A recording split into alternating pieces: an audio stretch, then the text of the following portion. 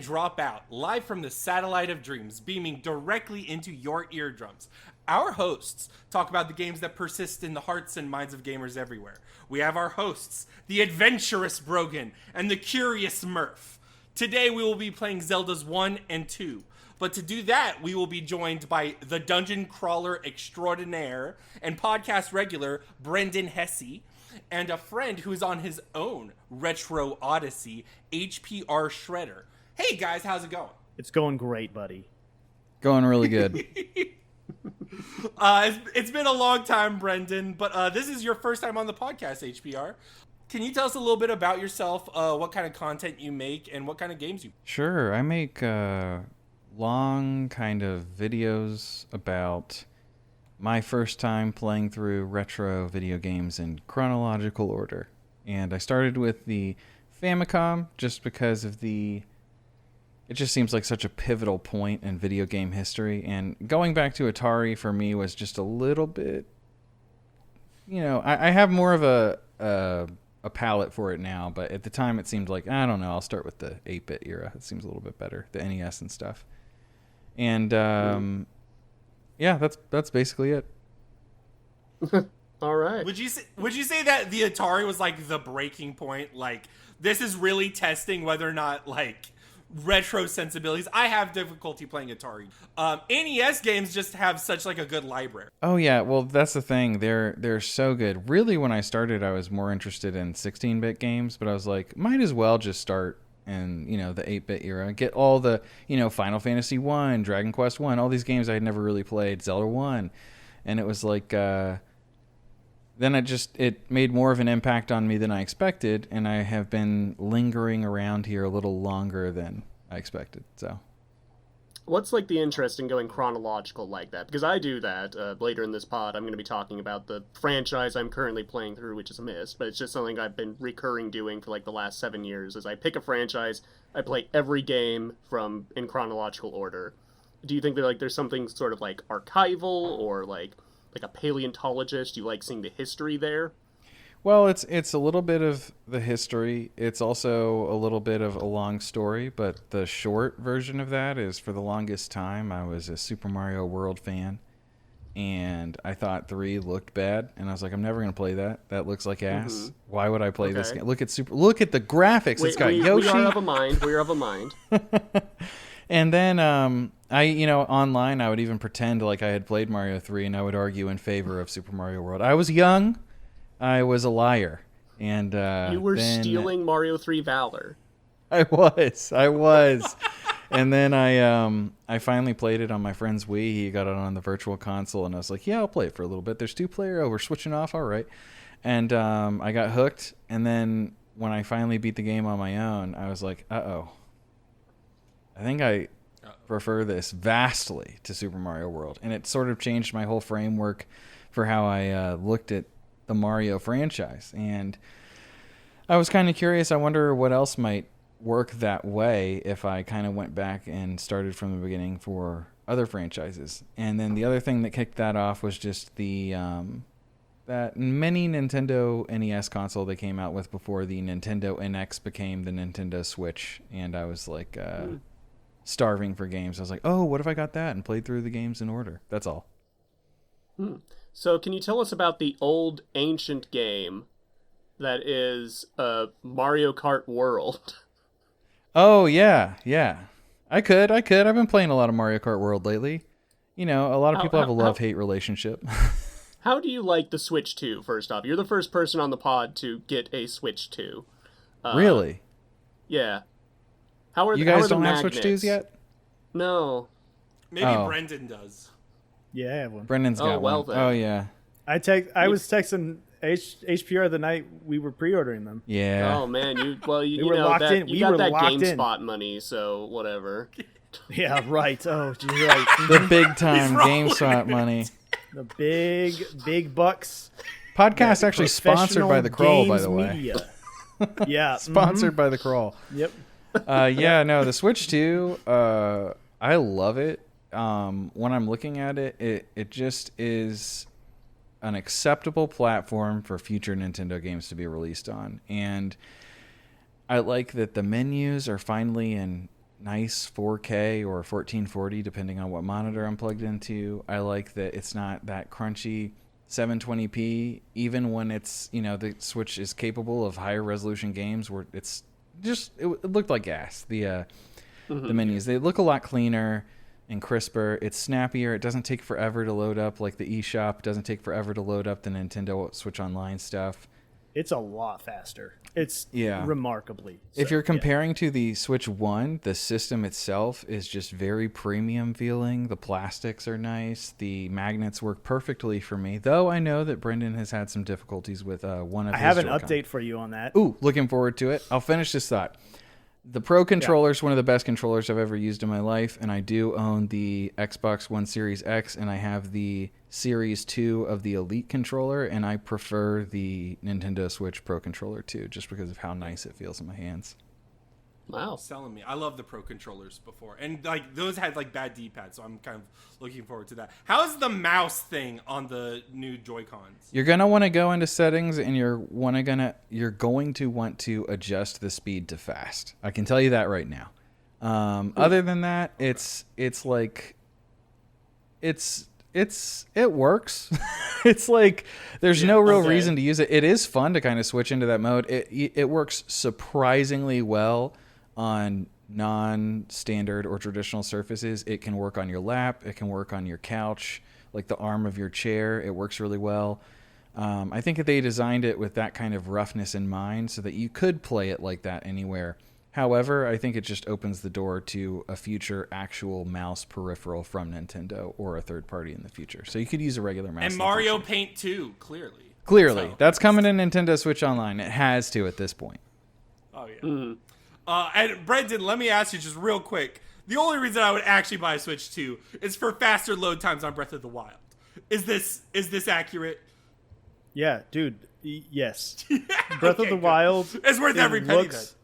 It looks so good on the Switch 2. Like with the Switch 2 upgrade, both that and Tears of the Kingdom, they look great.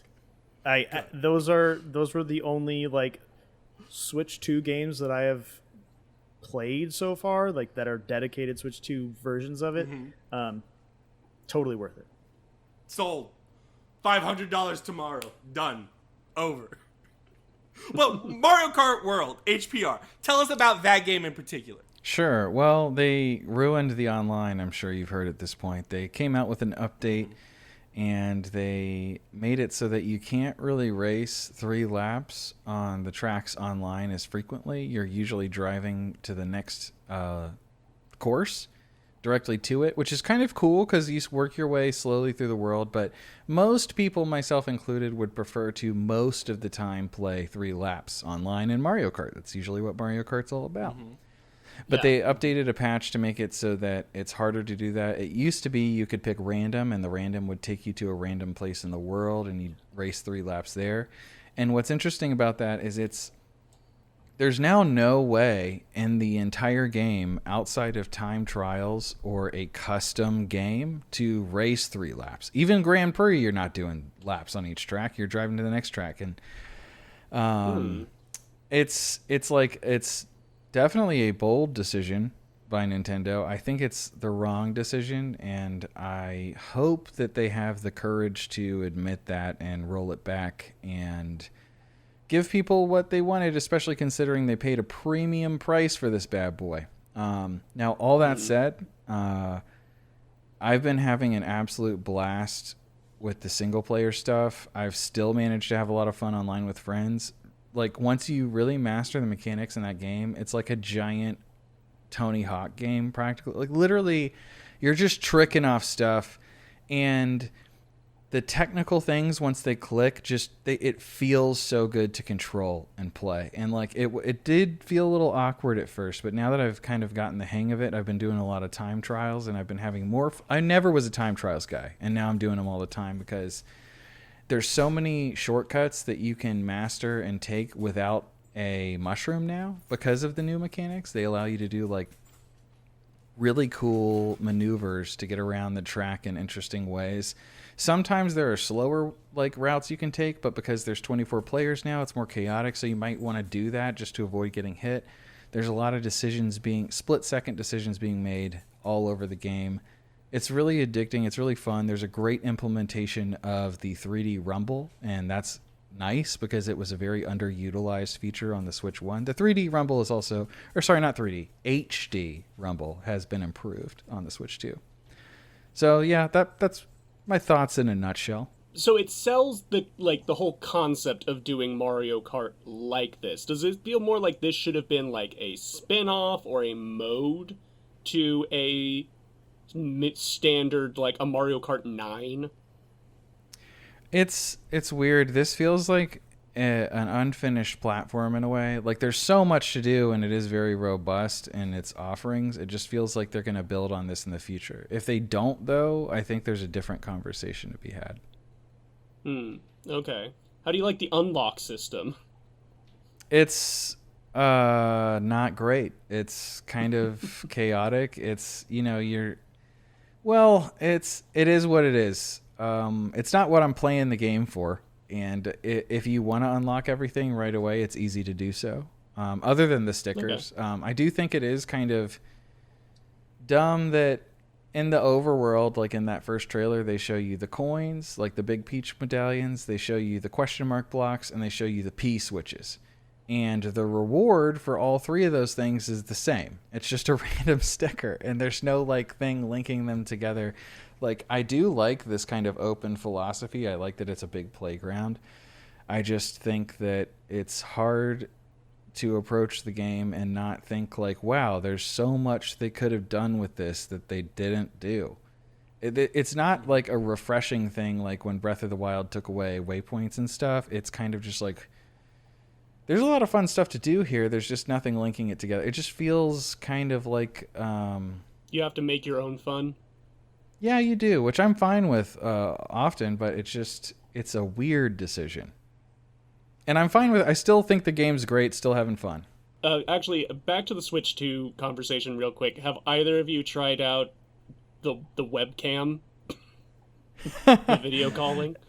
I haven't. I do know that the system works with regular webcam, so you can plug any webcam in. It's really the software that's kind of detecting faces. The webcam they have is not even really that nice. The Piranha is cute. I will say, though, I did want to hear what the update was from Brendan with the Joy-Con, because I know his weren't working correctly. So, just for some background, the Switch 2 Joy-Cons are magnetic now. They're not on a rail system like the original Switch. So the original Switch, they were really, I guess, shaky, loose. They'd rattle. These ones, they snap in, and they're supposed to be very solid. I sent HPR a video, like the first or second night, maybe it was like the first week or so of having the Switch 2, and my left one was just really, there's a lot of movement there, a lot of travel in that connection. And it was like that for pretty much ever since I got the system. And then for a while, I was playing it docked. I normally was playing it handheld at first. Spent a few days playing it docked, then put it back in. Haven't had that problem since. So one of the theories that HPR brought up when I sent him that video was that maybe it was something with the magnets. Like maybe the magnets aren't like fully locking or whatever. And that is now my working theory as well. Yeah, I mean, yes, yeah. Miracles. Whoop, whoop. They are totally secure now. So my working theory is that there is something about the magnets that, for whatever reason, the way that it was that because it creates like a circuit, basically like a circuit to hold the magnet in place. There's just something there wasn't completing that circuit, and I don't know why. I haven't like troubleshot the like why that could have been the case, if there was a way that I was attaching it that was incorrect or something like that. But for now, it works fine. So you're telling me that on the Switch 2, the Joy-Cons themselves now physically drift? Yep. They're not supposed to, but they could. Nintendo, those sons of bitches, they've done it again. I prefer to drift on the winds, on the back of the late King of Hyrule. Brendan, you've been playing Wind Waker. Brendan, you missed those. You missed those. You missed them. Yeah, I've been playing Wind Waker. Yeah, you're right. God. Yeah, no, this was my Switch 2 launch title. Oh, There you go. okay. I didn't get Mario Kart. And I played a little bit of. I have NSO, so I got the Zelda and stuff for free. Right, they have and then I got GameCube Wind now. Waker in there. Yeah, so they have F-Zero, Wind Waker, Soul Calibur. and Soul Calibur 2. Yeah, I went through all of Wind Waker that first few weeks with the system. I still really like Wind Waker. Wind So, Waker that's was my good. favorite 3D Zelda before Breath of the Wild came out. Like, I was pretty staunch Exact in that opinion. same. Yep, and honestly, like replaying it, I still just I adore that game. It's so cozy, and I associate it for a lot of different reasons. Obviously, the setting and aesthetics, but like I also, when I first played that game, it was a few years after it came out, and it was in summer, and so I associate that game with like summertime, very nostalgic summertime vibes. So like playing it in like the early part of the summer, it was really nice. It was just a good vibe. And I have always felt that the HD version is good in some ways, and I think some of its enhancements are overstated. And I Yes. definitely feel that way playing the GameCube version again, because man, like as much as I missed having the speed sail, the game's totally playable without it. It's really not that big of a deal. The Triforce fetch quest at the end of the game.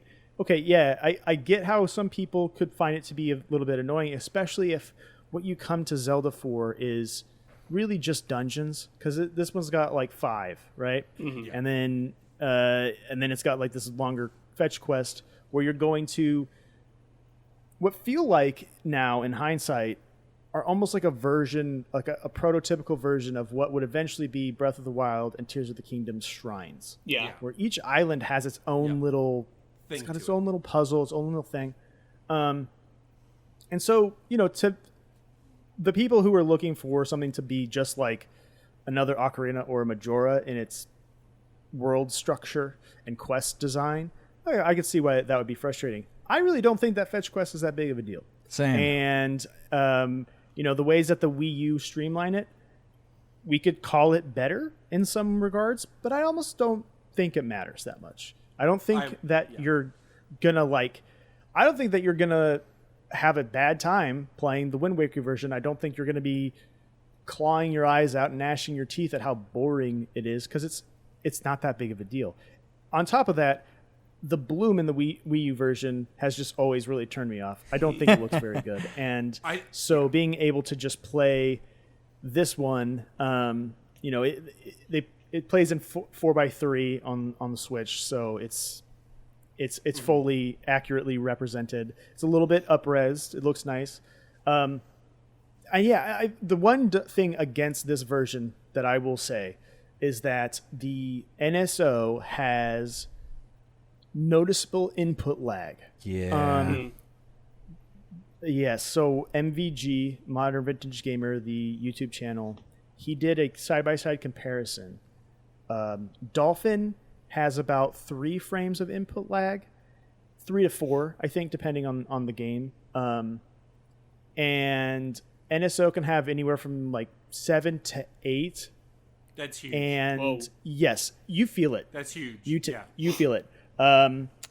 And so there were some times where it felt like playing when you're playing the Wind Waker and you're hitting that timing, you had to kind of thread it and do it a little bit sooner than you normally would.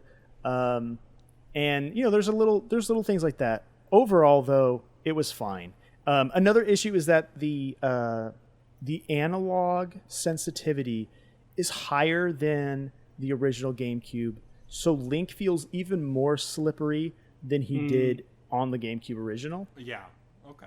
But even with all that, this is not like the NES and SNES. There's no like rewind function. There's nothing. You can do a save state, which is nice, but there's no weird like rewind or like special versions. You can't cheat. Yeah, you can't cheat. I got through the game just fine. I had no problems with the bosses or anything like that. Like I said, the most noticeable thing was that playing the Wind Waker was a little bit weird. Oh, like for the original version of Wind Waker, I have never hated the Triforce fetch quest because that gives me an excuse to exist in that world longer and actually investigate those points of interest I've passed through. It's like it's like the 8 episode of like prestige television versus the classic 22 episode of like 90s camp TV. It's filler episodes, but I like the filler, I think what gets people is where in the storyline that quest pops up. It's a huge halt of momentum.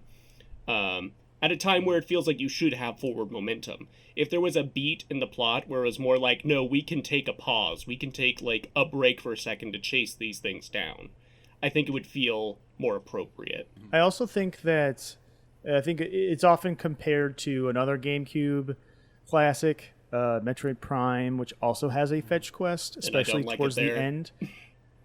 But the thing about Prime is that it's woven into the game in a very different way, and it's almost like, oh, you weren't collecting these things all along? Well, yeah, sucks to be you. Got to go do all that right now. So in Metroid Prime, you can kind of, if you know where they are, you can kind of do them ahead of time as you're playing through the game.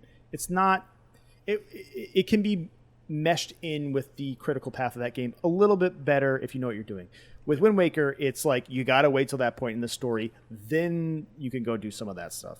And that's kind of, I guess that could be pretty, like you said, the halting pacing of it could be frustrating. But yeah, I don't mind it.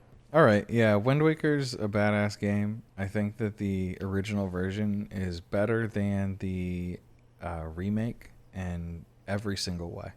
I prefer the resolution even. Oh yeah. I like the gameplay things that were added are all conveniences. And like even when you look at like the Ocarina of Time 3DS remake and its conveniences with the inventory and all that, it's all like to me it's meaningless. I'm okay with that extra couple seconds to pull it up, etc., etc. I'll say my thoughts on Wind Waker later for the Zelda 1 portion, because my first 2 like Zelda games I played and beat were Wind Waker and Zelda 1. I played Zelda 1 on the Game Boy Advance SP. Oh, interesting.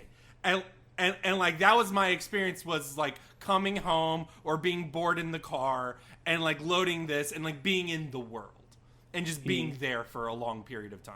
So they're very like interlinked in my head. Yeah. And something about the Wii U version that always bugged me is the existence of the speed sail, because it's like, the point of the game is to wake the winds. Why would you just give me an easy item to bypass that? Speaking of re-releases that added a super turbo mode. Guys, Murph, you're the best at these transitions. I gotta say. I have been playing... So, context for Brendan and HPR, I play fighting games. I play a lot of Fightcade, and typically I'll play like Third Strike and JoJo's, and maybe some Garo. But as of recently, I have been going back to the original well, which is Street Fighter 2 Super Turbo. Super Turbo is like the last major addition of the original Street Fighter 2 line. So it's like the definitive, like, if you're going to play Street Fighter 2 with people, it's Super Turbo.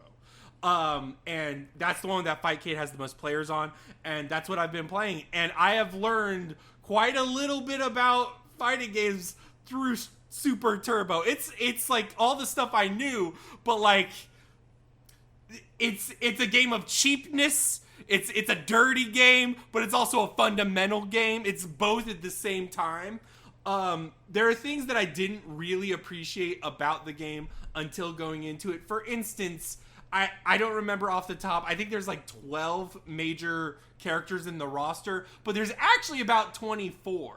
Because what you can do is when you choose a character, you could do like a quick little code, and they will bring back an older version of the character from like, I don't know if it's hyper fighting or whatever, but like it's like an earlier past version of the character where they're like slightly tuned differently, and that's a big deal for some characters. Like Sagat, a character I play, his normals are very different in the Super Turbo version to the old version. I choose the old version. Now that means that he can't do his super. He doesn't have meter. But his normals are better. His fireballs are better. I'm going to use that. Or Honda, another character I played, the sumo wrestler. The newer Super Turbo version is faster. And he also has this thing where you can like save like his command grab. You do the command grab input, but you hold the button, and then you just hold the button for as long as you want. And then the moment you let go of the button, it's called negative edging. The moment you let go, the move actually happens. So you store it. That's all really cool, but like fundamentally he's also a worse character that just has more gimmicks to him than the older version of Honda. So I go back and forth between old Honda and new Honda. It's shit like that, and it's also a very like matchup dependent game. This is like a game where like playing as Dulcim, you will have a very different experience fighting Zangief versus Vega, the claw guy. It's a wall, let me tell you. It's a time before we had such equalizing mechanics as like drive rush, drive impact. Yeah. Whatever the Garo Fury City of the Wolves thing is called, the overdrive. Like you actually have to. This sounds rude. You have to know how to play the game because yes, you there's need a lot to know of knowledge checks. Yeah. Mm-hmm. Yeah. Like a good example would be like Ryu and Ken in this version are very, very similar, but one of the key differences is that Ryu has an invincible Tatsu, at least on startup for projectiles. So that's an easy one to bypass, or like it'll cross over. So like Ryu will do his Tatsu and cross over, and then you're on the other side. Ken can't do that. He'll just sort of push the guy. So like it's just like little differences like that where you have to know how each character works. And especially with that old and new thing, you have to know like, oh, this character can do this bullshit. Because this is a bullshit check game. And that's fun for you. Yeah, it is. I mean, I guess like, yeah. I guess you do play Sagat, so yeah. I play characters that give other people a bad time, unless you know how to fight them. Yeah, when you were like, yeah, it's a matchup dependent game and it's a bunch of like bullshit gimmick stuff, I was like, you just doing the Honda headbutt the whole time, just like you did to me. And no, he just said he also edges while he does it. He does. Yeah, you're right. He also edges Honda.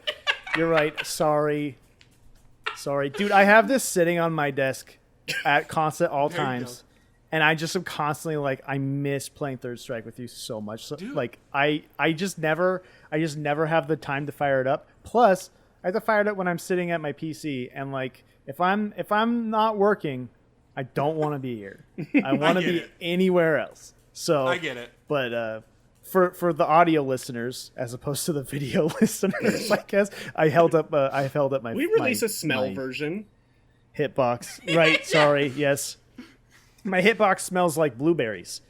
Ooh. Oh, nice. You've been to the Blueberry Onsen, where there's horrors. There's a lot of edging that happens at the Blueberry Onsen. I have not even heard of this game.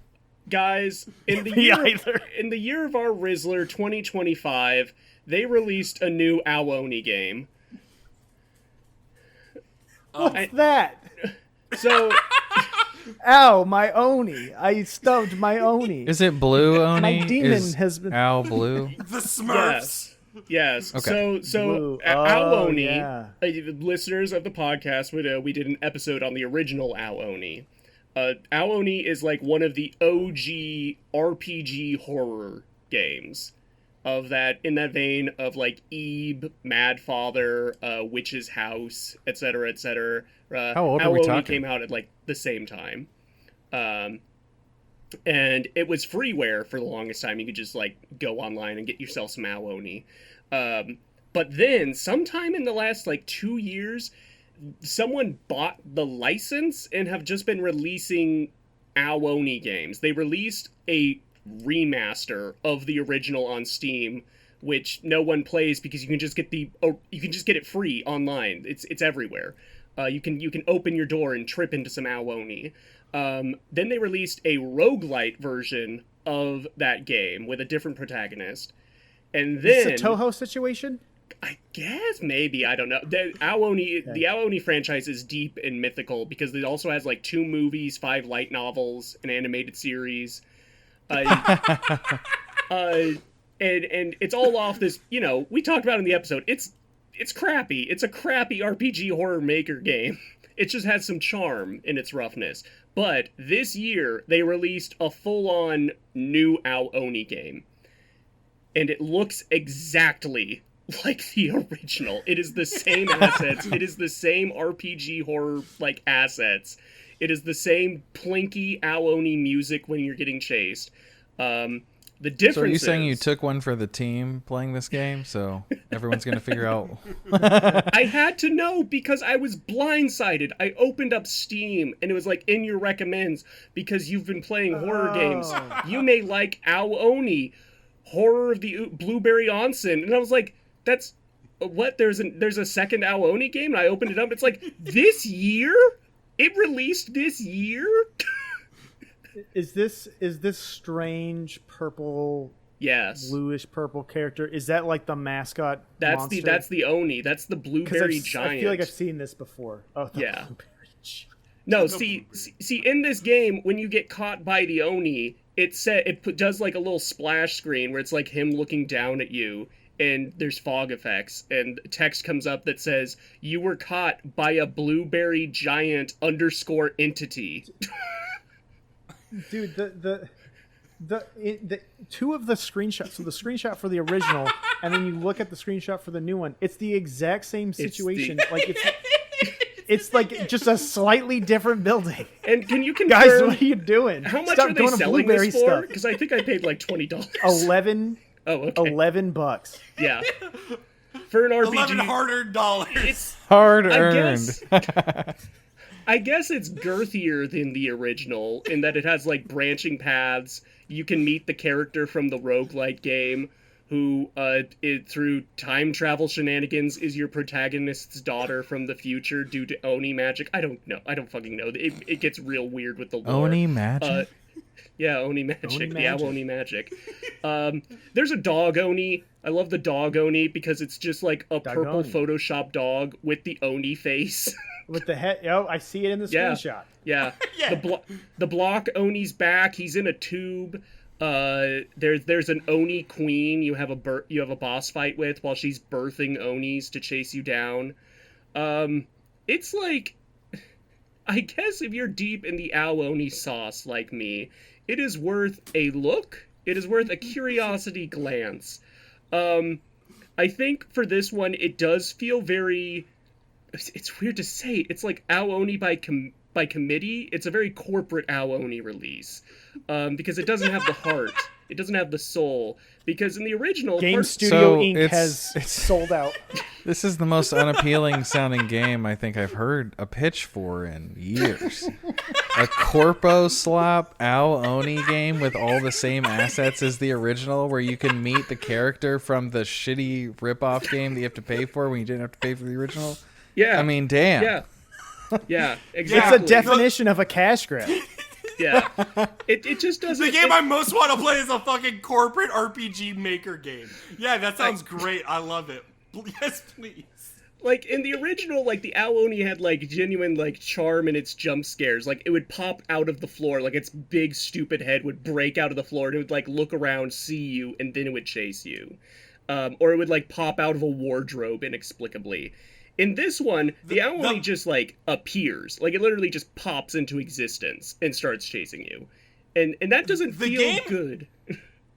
The original game, looking back on it, was pretty mid when I played it. The only scare I liked was when you loaded up your party screen and one of your party members turns into one. So, and then you then you go back to the game and then it's a monster. That's a really good scare. So much like the first Resident Evil remake, this one plays with your expectations, because there is a part where you have a friend, you get separated, and you open up your screen, and because it's a JRPG game, he has a status, and the status says infected. But there's actually a secret way that you can get him uninfected, which is part of like the branching paths and what have you. To avoid that jump scare. They also redo the jail cell scene from the original, and again, it is the same animation. It's the same assets. Like, I don't know. I just want to, like, what was the thought process? I want to be the fly on the wall. Make more money making a sequel. Yeah.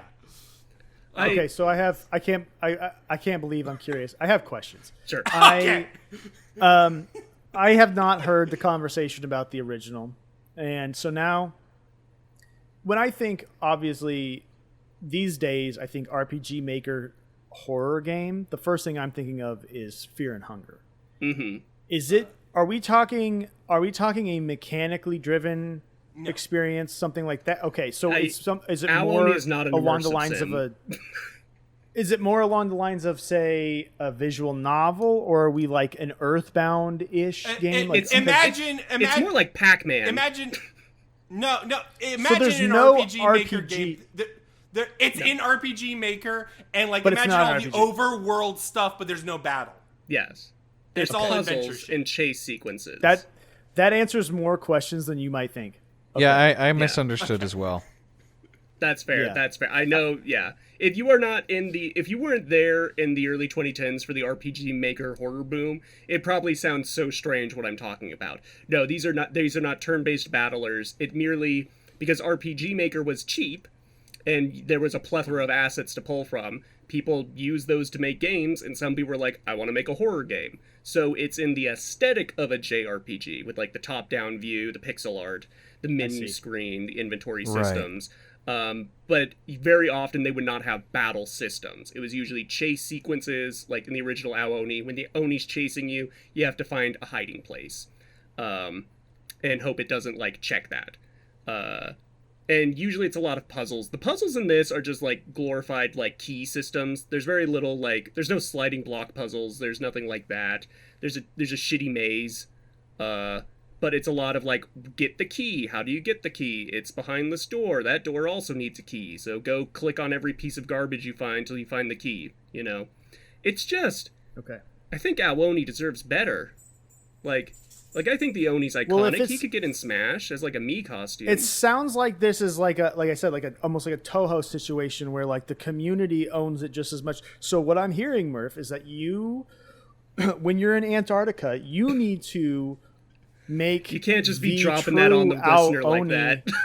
Can't just be... They don't know. They don't know. Well, they'll figure it out in like 5 months. Based on context. Okay, hold on. I just looked up what this guy looks like, what Ao Oni looks like. The blue guy. This is what we're talking about. That's man, I recognize this guy. Yeah. Yeah.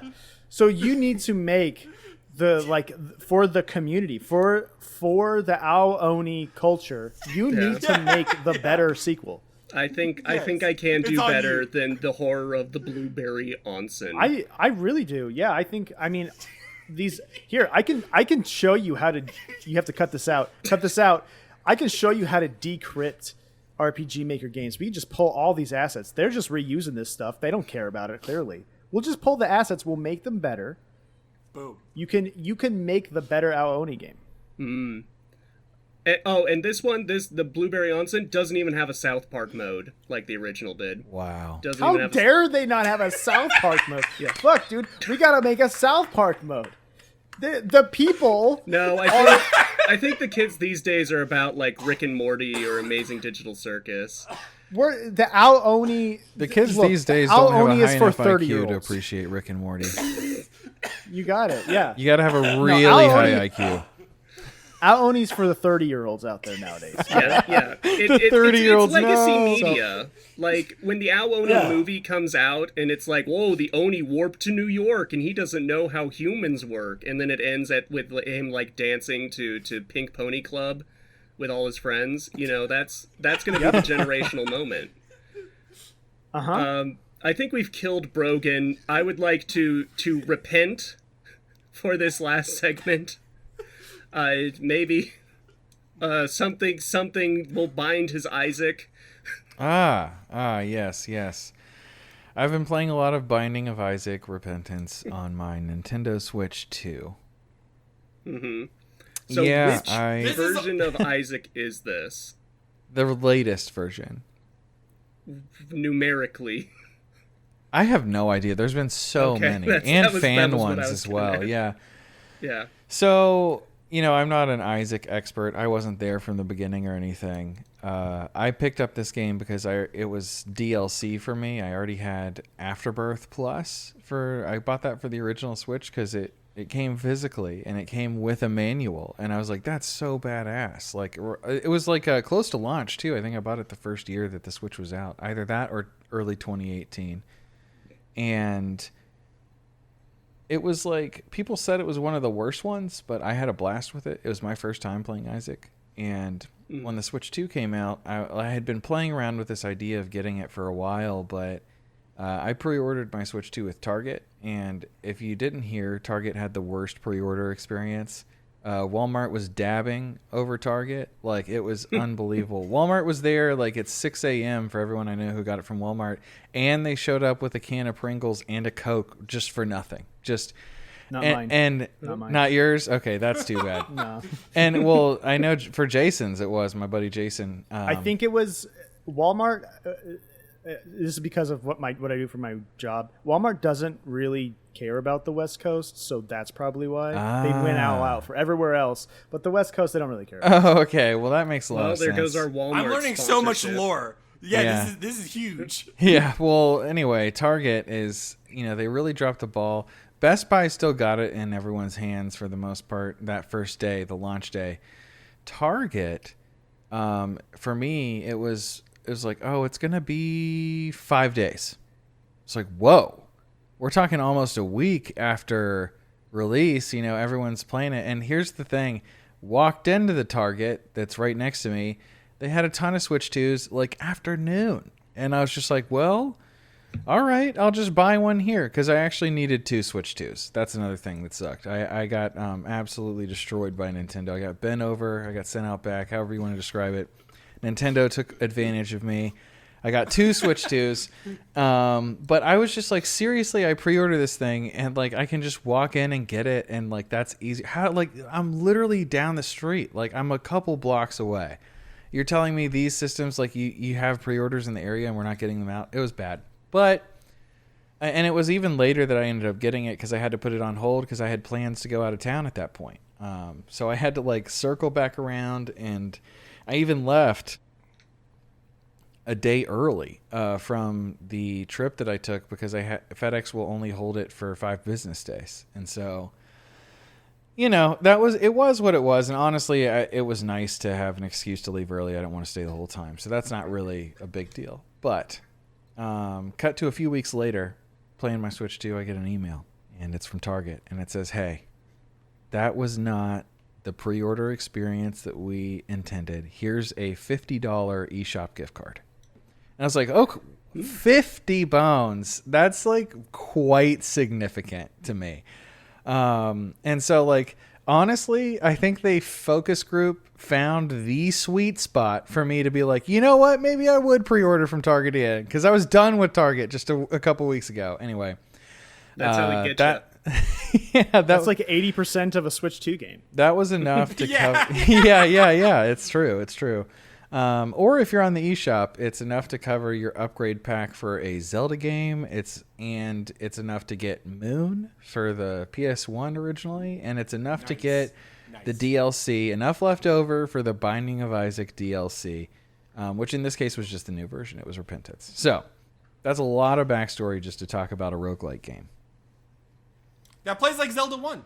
That plays like appropriate, right? The thing about Isaac is this game is like playing it again after so many years off, you could say, like not playing it. It's just like it's a 10, I think. This game is unbelievable. I am so amazed at how perfect the Zelda 1 formula works for a rogue style game. And I hated the aesthetic at first. I thought it was disgusting. I'm not a guy who's like, I really want to see like a bunch of like flesh mounds and poop and shit and blood smeared all over the walls. You're not into naked babies.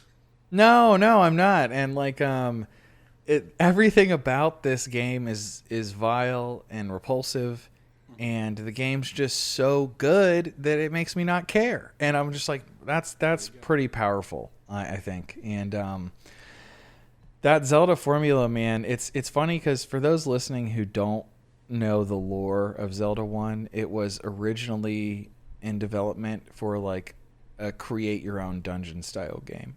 And so in some ways, the Binding of Isaac kind of delivered on that initial Zelda promise, or premise, I should say. And it did a really good job. And this is probably the best version of Isaac to come out from what I've read online. Again, I'm personally not an expert. I have not played all the other versions of Isaac. But yeah, man, going through, having a run, it's just such a nice game to just pick up and go in and dive in and see how far you can get. Highly recommend. Is it recommendable for a first-time Isaac player? Because I've contemplated dipping my toe into the Isaac well many times, but I'll go to like reviews for like Afterbirth Plus, and they're like, this is like DLC for pros. You want to actually go back and play Resurrection or something or other. Right. Like the various versions of Isaac are nebulous and strange, and I don't know where to start. So this is the perfect place to start. The issue that some people had with Afterbirth Plus was apparently there were too many junk or garbage items that would kind of ruin your run if you picked them up and you didn't know what they did. That was part of the fun for me. I was a first-time player again with Afterbirth Plus, and I had a blast. I do enjoy difficult games, though. I do like a good challenge. There are limits to that, but Repentance was not one of them. Sorry. Repentance is not, but also Afterbirth Plus wasn't. And this game, I think, would start a little easier. The way the game works is there's different layers to beating it. Like the first time you have a successful run, it just kind of unlocks the ability to go further. And then doing that a few times will unlock the ability to go further. And then there are these layers and layers of depth to bigger and bigger and harder to get to super bosses. That are just unfathomably difficult, you would think at sometimes, but with the right like the game just it cracks itself open all the time, and like suddenly you're just unbelievably overpowered, and you still find a way to mess it up, and you die, and it's like, damn, all right, that sucks.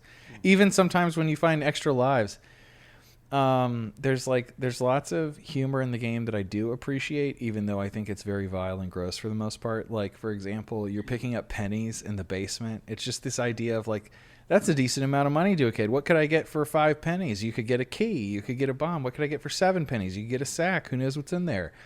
And then every now and then there's a more robust like unlock sound for when you pick up a dime. It's like, oh shit, 10 cents, right? And then a special item in the game is a quarter, and it's like, oh my god, like when I was a kid, I do know that finding it was like, oh, that's a quarter, damn bro, you picked up a quarter off the ground, like that's nice. And it has a state on the back, even better. But great game. Don't want to it's no Dark Souls, I'll say that.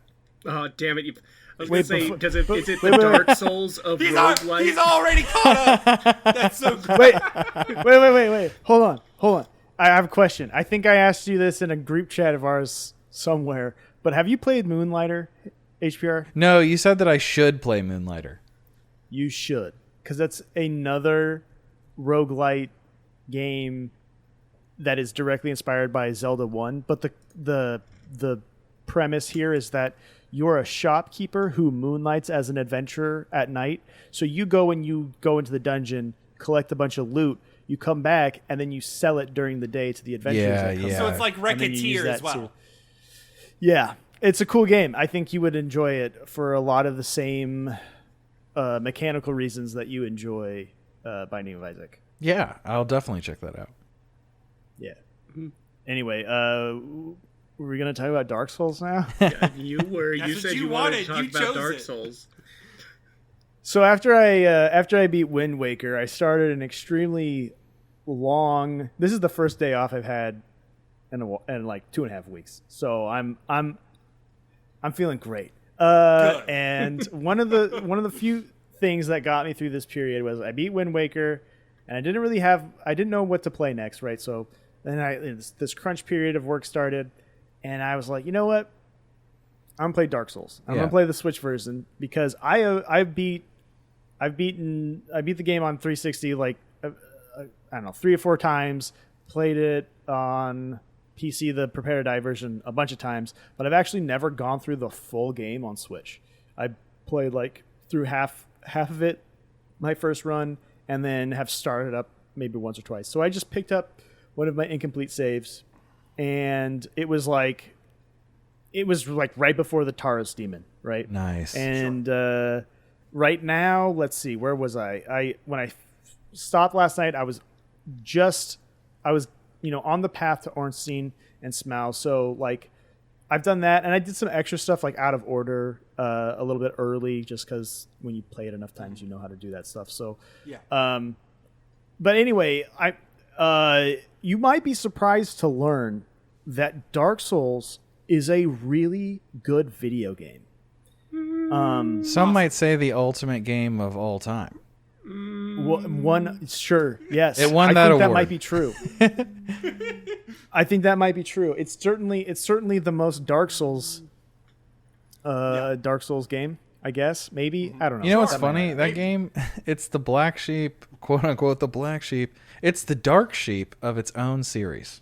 Because You think so? Yeah, it's the I only don't think Souls so. game where you can't warp anywhere you want right away. It's the stuff only like that. Souls That's true. game where you don't have to go to a central hub to upgrade your weaponry or anything.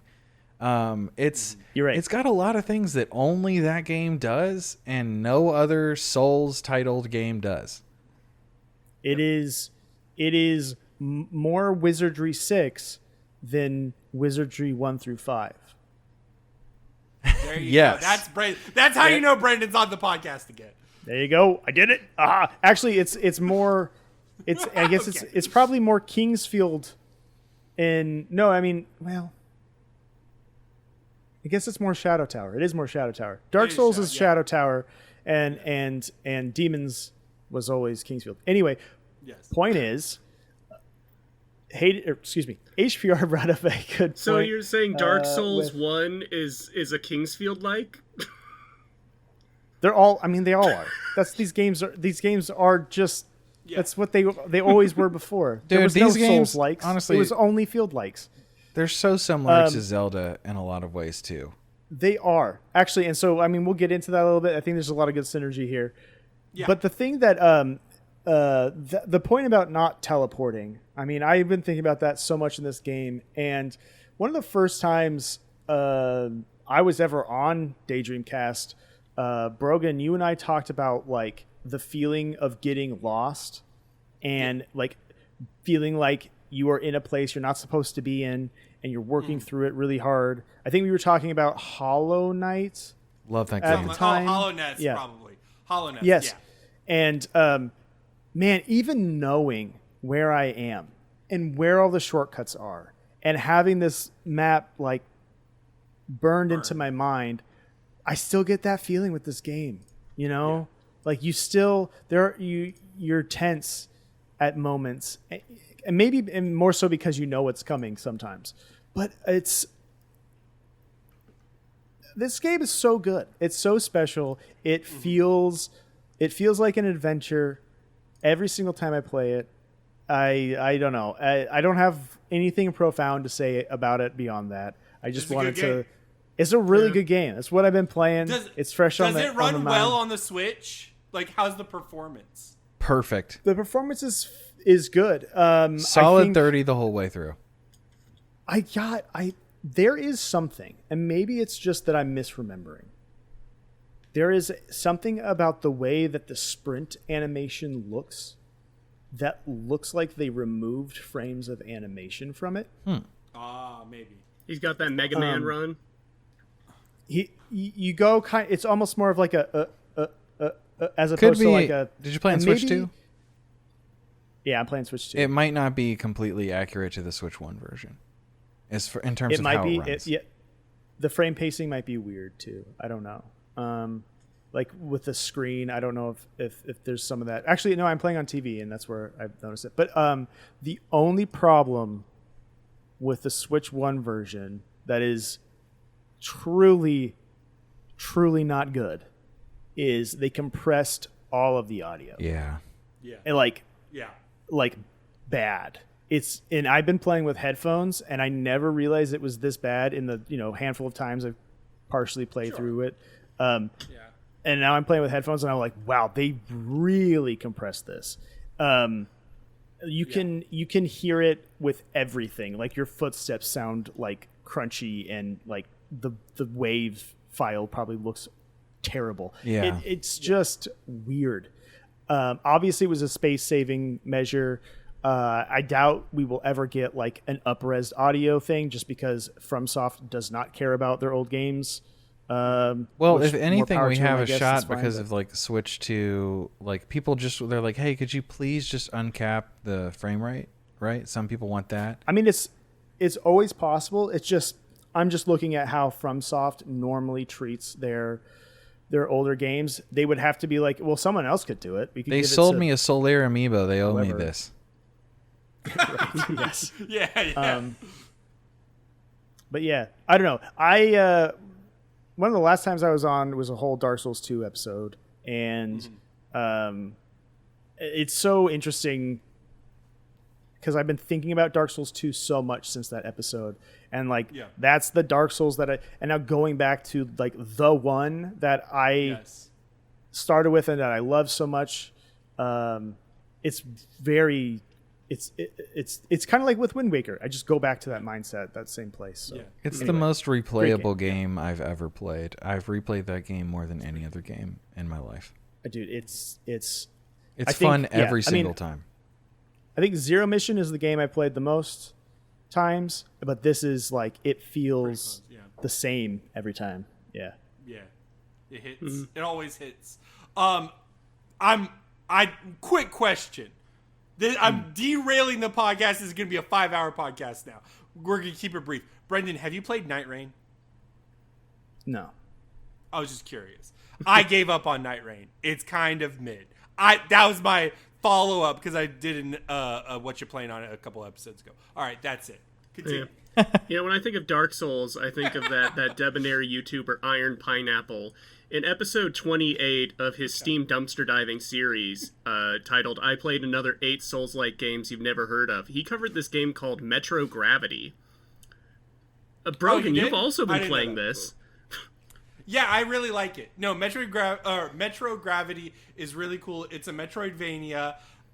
Its gimmick is that you can walk on all the walls. I've seen gameplay cool, of this, and gravity. it seems impossible. It's like actually Mario Galaxy. Really impressive and intuitive. Yeah, it's like Mario Galaxy. Basically, you can walk and like any wall or ceiling, you can do that, and you can even place a thing that sucks you up to a wall. Oh my you can god! Do, like, full on 180s. It's so cool. It's very very cool. You know what this is? I'm watching the gameplay right now. You know what this is? It's it's the spiritual successor to the original Prey. That's what this is. I have not played the original Prey, but okay. The Portal game where like you I know what Brendan's talking about. I see the vision. Yeah. Okay. And I don't remember playing as like a low poly witch waifu in Prey. But that's the best way to play. Okay. Low poly witch waifus are the optimal game experience. So how is the actual So the gravity switching is ambitious. How is that incorporated into the other aspects of gameplay it's doing? Like, do you do combat with that, where you're like switching? You're doing like the Inception hallway fight. No, it's more like actual combat is pretty typical. What will happen is there will be like an enemy in a room. You'll do the lock-on thing. You'll do the souls thing. But there is a difference where there will be a prompt right before the animation happens, and it'll tell you basically either to jump or dodge. And if you dodge when you should have jumped, you will take damage. So it's an either-or scenario. You sort of have to follow that. Otherwise, I mean, it's pretty typical combat. It's fun. The wall bit really plays into the platforming and exploration bit. And like a little bit of problem solving. It's really effective. And like there's times where there's a button you can click that will just lock you to that plane, basically. Because sometimes you'll want to be near an edge and you don't want to, you know what I mean? You don't want the fuckery. The secret to making these effective, in my opinion, is having a way to create like a static moment if the player needs to. So there is a button for the player to just click. It's like, I need to stay on this wall right now. I can't move.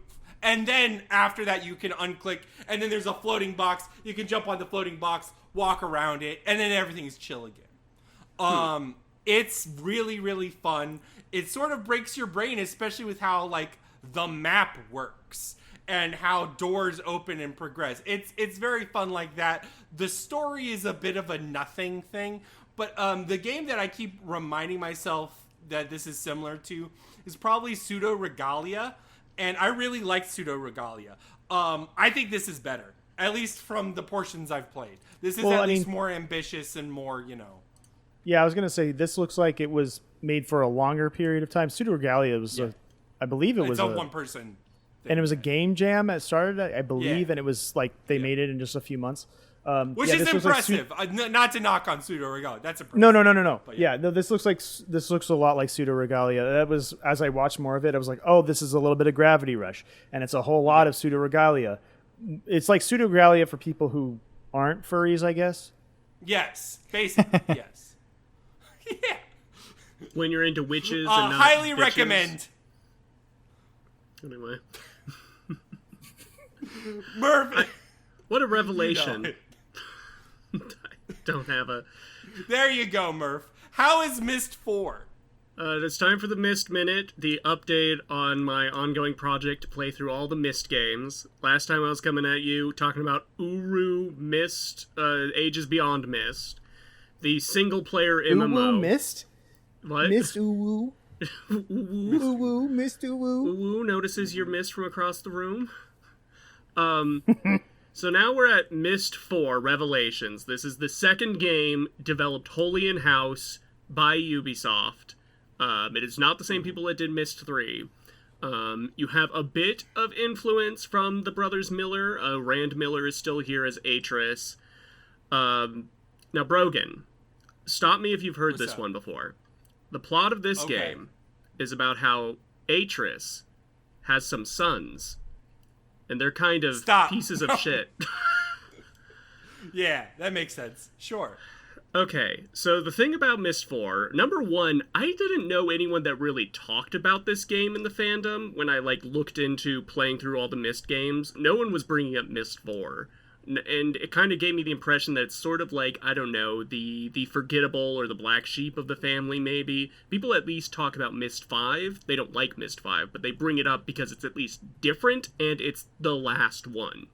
So it has that cred going for it. So I didn't really know what to go into this. Honestly, I kind of find Myst 4 to be a bit of a jam, as far as the games post-Myst 1 are. I did not know that they had anything come after Riven. Oh, yeah. They sold the license to Ubisoft, and Ubisoft just pumped out, 3 sequels. Man, the third one has Brad Dourif. Riven was one of those mystical games to me where I saw it on my in my friend's dad's computer room. It just has that box art, you know what I'm saying? You look at that and Riven is goated. Yeah, Riven is goated. Yeah, you look at it and you're like, this is a video game. This is an experience. I looked I never played it. I'm just saying. I'm just talking about vibes. I'm looking at this game and I'm like, holy shit, man. You should totally play Myst and Riven, 100%. I've played Those are Myst. worth I playing. really did enjoy Myst. I've just never played Riven. And I thought it ended there. Sorry to interrupt. Yeah.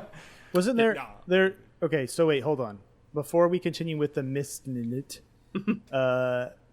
what is the chronology? It goes Myst, Riven, In Myst terms 3? of in release order or like release events of the order. game? Yes, So yeah. Myst, Riven, Myst 3, Uru, which is sort of like a spin-off set in the same universe, then Myst 4, then Myst 5. Okay. For some reason, I thought that there was another game that had, like, it was like Riven in that it was set in that universe, but had another name, not Uru, like something. It was like something. You might be thinking I of don't know. Firmament and Abduction, which are the games Cyan made after they reformed. But those aren't, I believe those aren't in continuity. I thought that there was like a third person That's Uru. adventure Uru's game. third That's person. Uru? Okay. Yeah. Okay.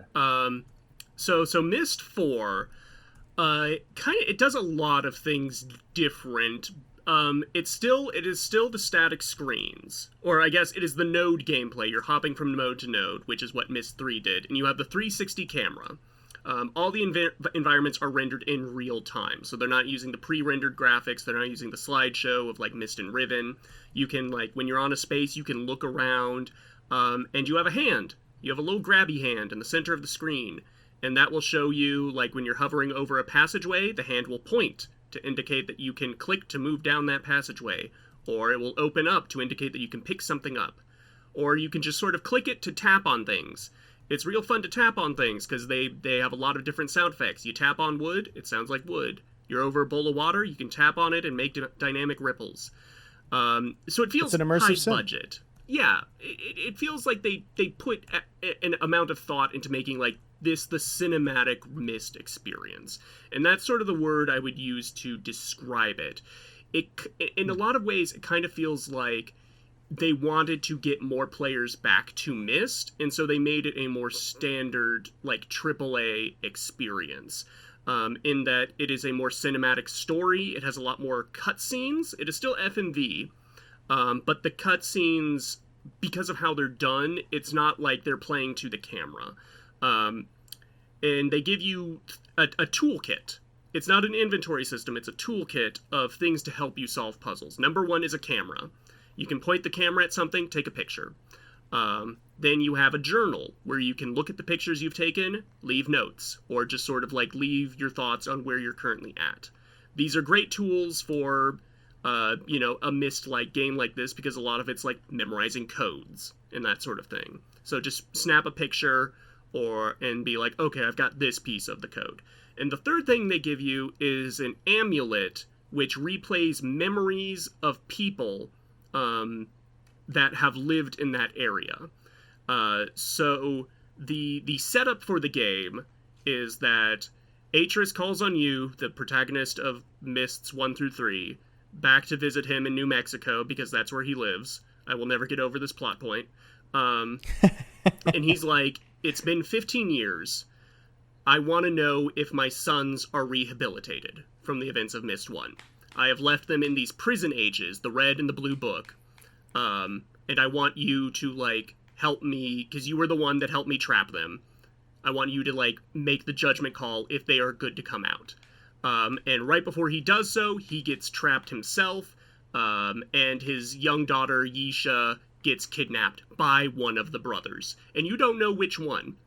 So you actually go to their prison ages to sort of learn details about them and see what they have been up to these last 15 years. And then it sort of all comes together in this sort of like psychedelic, like dream realm where you actually have to make the judgment call which brother is actually the mastermind behind this breakout and which one's trying to put a stop to it and actually has changed. And so with your little amulet of memories, when you're in the prison ages, and most every screen the amulet can be activated on, you'll click it and it will play some audio of one of the brothers, like, talking about, like, oh, I built a ship today, and I'm going to sail out and see if there's anything beyond this island I'm on. And things like that. Or sometimes you'll click it and you'll get a full-on cutscene of them just living in their prison. So it's a lot more cinematic. Anytime you, like, pick up a journal, Myst is very about journals, reading through journals and things like that. You can also click the amulet, and the journal will be narrated by the actor. It is not the same people that played Sirius and Akinar in Myst 1. Those were the brothers Miller. This time they've got just actual actors. And they're fine enough. The guy playing Akinar doesn't do, like, the high-pitched, like goblin voice, which I kind of missed. He's got an accent. He's Australian, which I was shocked by. The guy playing Sirius is good. Also, Peter Gabriel's in this game, of Genesis fame. Okay, I was gonna say the musician. Okay. Yeah. He's your spirit guide in the spirit realm. As one is, that he's my spirit guide. Yes. Yeah. So it's like this is his nomad, Omicron Nomad Soul, whatever that one was with David Bowie. This is Peter Gabriel's version of that. Yeah. Yeah. Okay. So honestly, I kind of like the vibe of this one because it does tap into sort of that original Myst feel of arriving in an age and sort of picking up a journal and combing through it and trying to figure out, like, what the physics are, what's been going on, who lives here. And because you have that relationship with Sirius and Akinar, it does... The arcs they have them both on feel believable. I kind of find it a plot point when you compare and contrast their two prisons. One is in, like, a jungle environment with hostile wildlife. But there's, like, fruit trees and stuff, and foliage, and you can make a house. The other one is on a floating rock orbiting a green sun. You know. Cool. So it's a little like... Krypton. Gee, I wonder which one rehabilitated. You know. And so I can see if you're going into Myst for that lonely, isolated experience, this much more cinematic, much more narrative-driven aspect would probably feel off-putting. As well as having the crutch of not needing to take your own, like, physical notes. You have a camera, you have a notepad, just type down whatever you're looking at. Luckily, the puzzles in this are pretty damn puzzly, and it doesn't feel like the camera's really a crutch. Every puzzle is kind of like the one puzzle in Riven where it's the animal totem puzzle, where it's not enough to know the animal symbology, you have to know... Like, it's not enough to know the code, you have to know how to translate the code, you know? Yeah. And that's a lot of how it is. This makes sense to me, yes. And There's like 3 puzzles in Riven. That's like the gimmick to Riven is there's 3 puzzles, and once you know them, you know them. Yeah. And that's kind of how it is here. Luckily here, all the puzzles are kind of back to back. It's like you open one door with one code, now the next door is presented to you. So all the information you'll ever need is in that environment you came through. There were definitely a lot of points where I just kind of sat and flipped through the information I had, the pictures I took, and just really pieced together puzzles. And it did feel, like, revelatory when I was like, well, is this the possible solution? And it was. There's a few puzzles that are really trial and error. There's one where you're playing a giant organ, that's the best way I can describe it, to get some rocks to resonate, and you're on a timer, so you have to figure out which rocks resonate the longest and the shortest and kind of do them in order so they're all resonating at the same time. And that can be a little fiddly, and finding out the combination for that took a lot of thought. I see some people that do talk about this game saying that this has the worst puzzles, and I can't really object to that if you do not like that kind of puzzle. But for what it is, I kind of really dig this one. I was reasonably invested into it, which I was surprised by, because coming off Myst 3, which I did compliment at the time, and Uru, which I do find interesting, but both those games are ultimately, in retrospect, really boring. And I had to, I booted up Myst 4, got, the opening cutscene where Atris is like, "It has been 15 years since my sons imprisoned me in the Green Book." And I was like, I can't do a third story about how you were a terrible father. I can't. Yeah. And I took a month-long break, came back, and beat it all in, 2 4-hour sittings. Oh, wow. I do think it is reasonably solid, and there's a ton of alternate endings. There's obviously like one true good ending, where like Peter Gabriel pats you on the shoulder and it's like, you did good, kid. That's what I want in my life. Yeah. I do think Okay. it is a better Myst 3 than Myst 3 is, but also it kind of only makes sense as Myst 4, if that makes sense. It's Sure. because it is playing with this idea of it has been, in real time this many years since Myst 1 happened. And so you're coming in with that knowledge of the history. I guess if Myst 3 never existed and this came out the same year that it did, it would work like that. It really just, the problem is Myst 3 is super forgettable with its story. Even with the Brad Dourif of it all, it just has a real bad story. Yeah, so I'm reasonably interested in seeing where they go with Myst 5, The End of Ages, which I know is super divisive for people. Is that the last one? I don't know. That is the last one of Myst. That is the last one, like, numerically, chronologically. After that, we get back to remakes.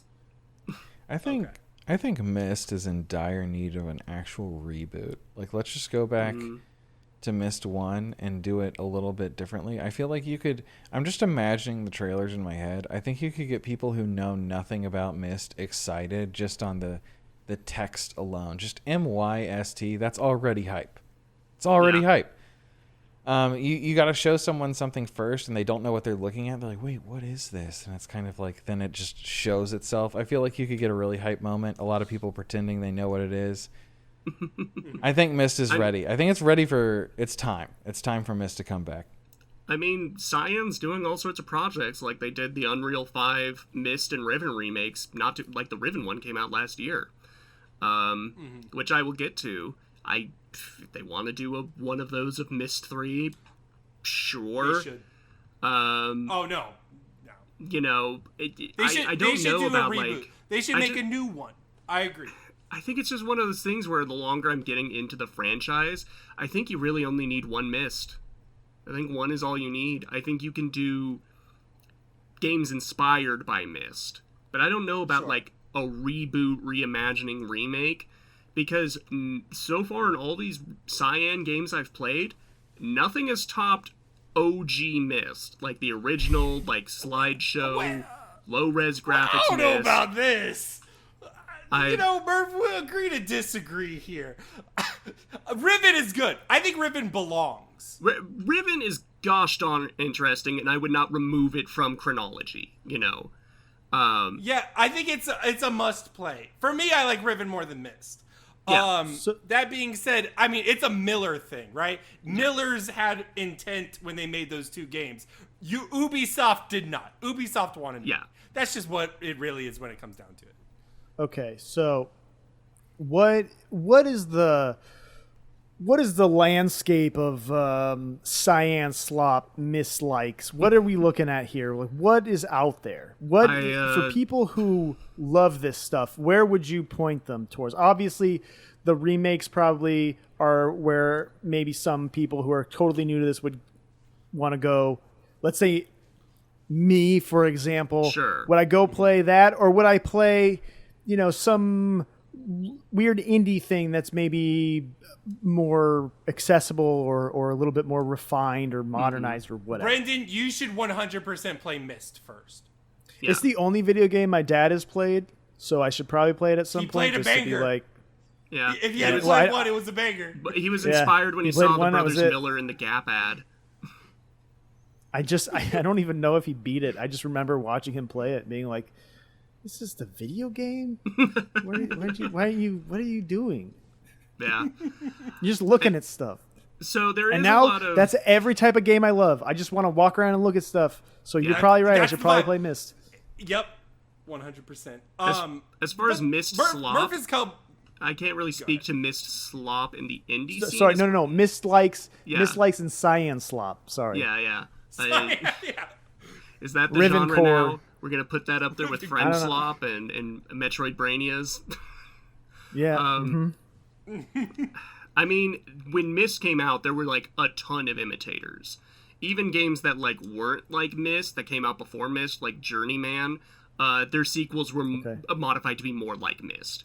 I think there are, from what I've played, the last time a lot more take inspiration. Last time I was from on, Seven you talked Cast. about Pissed. Oh yeah, Pissed, yeah. Pissed, Drowned God, which was the conspiracy one. There's like Atlantis, The Lost Ages, a lot with like just weird 4-letter words like Fern and Gerst. I don't know. The one I kind of want to play. Gerstmann. He's in on this. What about where? Okay, I mean, I'm just trying to like figure out like how these all connect. We don't have to spend too much more time on this, but like, what about? There's that game called like it's like Zork something. It's like a sequel to Zork, but everyone kind of hates it. Oh, and it's like it's an I think it's an FMV game, but I always thought it was very similar to this. Maybe I'm wrong. So that's what I mean in terms of like games that were like Myst adjacent in terms of like Zork. puzzly. Return to Zork. Yeah. Were redone to be more Myst like with the slideshow graphics, the FMV cutscenes. And I will say in Myst 4, the FMV cutscenes are pretty well done for coming out in the time of the PS2. Like they put their effort into making it look right, and I believe the characters are really there and not on a green screen. Okay, so I'm gonna put something out there, and actually, there's a lot of synergy here because it's an NES game, so maybe eventually it'll show up on Retro Odyssey on HPRshredder's channel. But have you ever played Shadowgate? I thought you were gonna say Uninvited, but Shadowgate, no, I'm not sure I'm familiar with that one.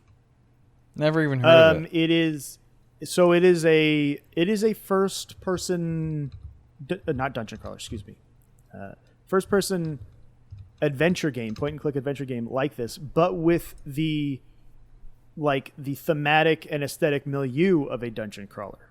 And it's very much I think it was often described as like a choose your own adventure kind of a game where like, oh, you did this and this and this. Oh, and then you died. Figure out the right path, figure out how to do this.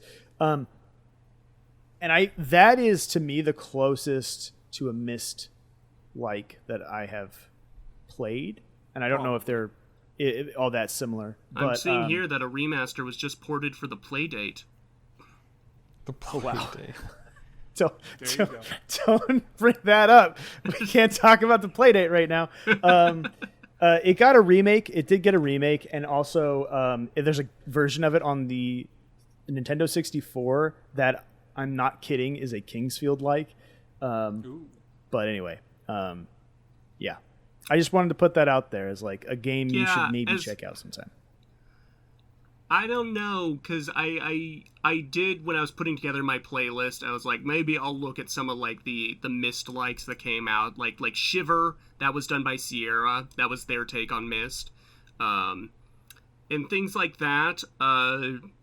Honestly, I'm content right now just looking at the history of Cyan in this project. Maybe at the end I'll look at some of, like, the modern takes on Myst. Because what I'm finding going through these games is none just really get what made Myst 1 so interesting narratively.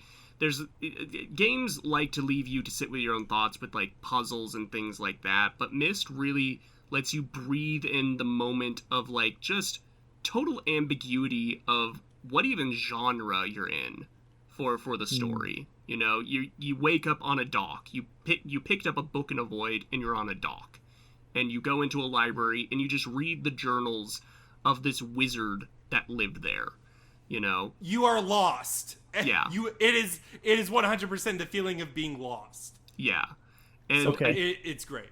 And just like the thing with Myst 4 that also ticked me off at the beginning was it was very name droppy of its own lore. Like at the very start, Atris is like, I need to go to Rhyme to pick up some tools. I may stop by the Cleft as well.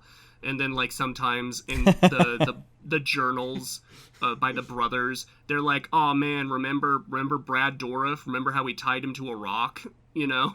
and things like that. And I was like, okay, this is not... I don't come to Myst to... Yes, I read the fucking... Oh, they're no longer by my thing. I read the 3 giant Myst books, the novels.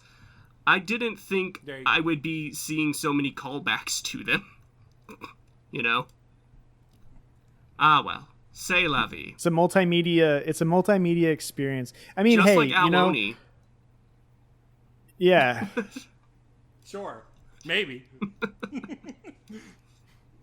Guys, I think we're done. I think we're wrapping it into the actual... Let's get it started, y'all.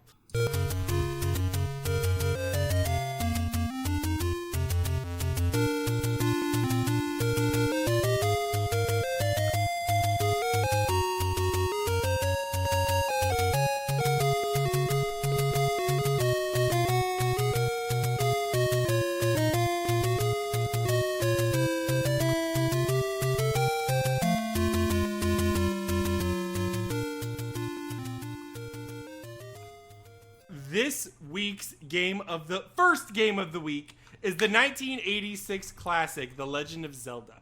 Developed by Nintendo R&D 4, directed by Shigeru Miyamoto and Takashi Tezuka, it is a top-down fantasy dungeon adventure game starring a boy named Link. Link must collect pieces of the Triforce and eventually fight the mighty pig king Ganon. The game is famous for its non-linear design, its secrets, and its profound impact on gaming.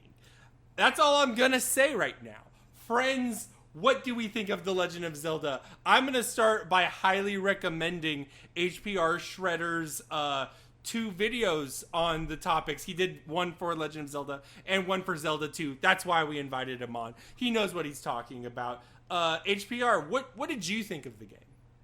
Well, there's a history with this game for me. I first played it on the 3DS as I was an ambassador, and I got the ROM for free from Nintendo. And my initial impressions were like not that great. I thought it felt very stiff. I wasn't really enjoying my time very much. I felt like I was playing it just because I wanted to say that I had played it. And the 3DS screen, not the best for emulating, and it didn't look great. It didn't feel great. And it was years and years later that I actually played it on a Famicom where the game finally clicked to me. And when it started to kind of click and unravel itself, I was just totally hooked. It was one of the best video games I've ever played to this day. And the first time I really played it was in 2021. And it really changed the way that I look at all games. It's actually sitting on my desk right now. I'm looking at it, and I'm admiring the beautiful cartridge re-release for the Famicom that's green. And just a warrant. I'm sure we're going to get really into the nitty-gritty, but I think the game is a masterpiece. I think it's a 10 out of 10. I think it's it's very close to being considered something like a work of art and genius, and this is for sure canonical. To me, this is part of the video game canon. Yeah, a must play if you're into the. This is at the end of my video on Zelda 1, I call it required reading. I feel like if you're serious about the history of video games and just the depth of them, and you respect them, you have to play this game. Yep. It's like a top 5 for me, if not top 3. I kind of have the same history where the first time I played Zelda 1, I felt like I was playing it just to play it, and I'm like, okay, yeah, this is one of those old games. It doesn't feel intuitive. It feels clunky. That was when I was a young fool, and then playing it, and I eventually did beat it down the line, so I could say I have complete opinions on Zelda 1. Playing it for this episode was the time it finally fully clicked, and I'm like, oh, this game's a banger. This game actually could be released today with just a few tweaks, and the indie scene would go wild for it. I think there are parts of it where it's so unique to the franchise it spawned.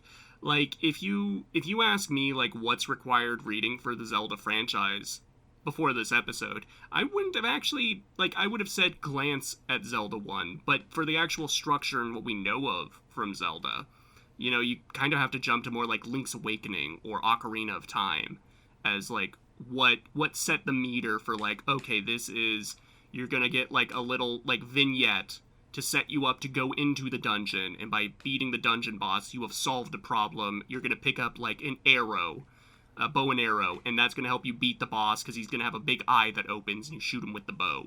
You know, something like that. Whereas here in Zelda, it is kind of like you just go.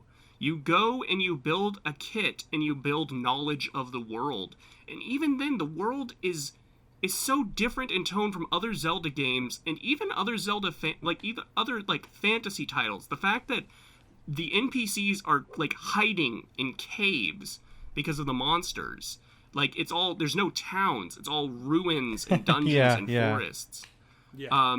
Like, Breath of the Wild, like, claimed to be kind of doing that, and I get what they were going for, but also it was all still very pastoral. Nothing felt under siege or attack. Whereas here, it's like, you know, dudes are hiding out in caves. They're old, they're weird. There's a guy who's like, buy something, will ya? I can't think of any other game that has, like, a tone for that, for its, like, helpful NPCs. I think this game fucking rules, guys. Yeah. This game is really good. I resonate with a lot of what everyone has already said. You know, Ocarina of Time was, like, my first video game. I've said it on this podcast before. It defined what video games are for me. It's a dude with a sword going on an adventure. And so I've always been really partial to this Zelda franchise. And I was pretty young when I gave Zelda 1 a try. I believe, correct me if I'm wrong, but I believe it was on the, like, GameCube Ocarina Majora's Special Edition disc. I believe it also had Zelda 1 and then Link's Adventure, right? Yes. Okay. So I played it there first. And it was like, wow, this is what those old guys played. This was their Zelda. Neat. And I, you know, maybe went back to it here and there. And it was sometime around college when I was in, like, the dorms or something, and I wasn't playing that many video games that at that time. It wasn't until Dark Souls came out that I really got back into video games. But I would like fire up Zelda on a browser, and I just kind of play through it. Never beat it though. I didn't beat it until HPR said 2001. I believe it was. It was 2021. Excuse me, 2021. Yeah. I believe it was 2018 when I finally played. For me, when I finally played Zelda 1 through the whole way. Since then, I've done it a couple times, including on this bad boy that I got from HPRshredder. Yeah, you won that. There's just a lot of synergy here in this episode. People can't see, but Brendan's awash in Zelda merch right now. Well, no, I got my Super Metroid shirt on. Oh, okay. And I got my Zelda 1 hat and my my the Zelda Game & Watch, which has Link's Awakening, Zelda 2, and Zelda 1. Yes, and so you know, it's a game that I have played a few times through, and the time that I beat it finally is I used the unofficial hand-drawn games guide for it, which really sold that feeling of playing like an NES game with like a Nintendo Power Guide or something like that. That was a lot of fun. I have gone through the second quest once, I think.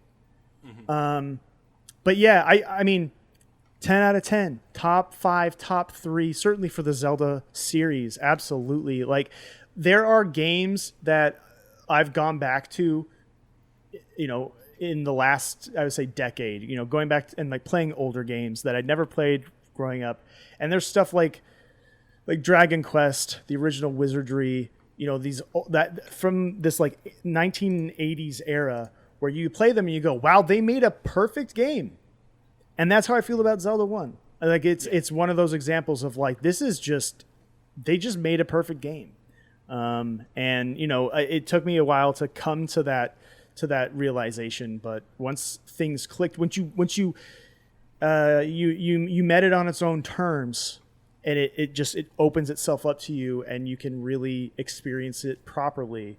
It's just so much fun to just explore and experiment and play around with stuff.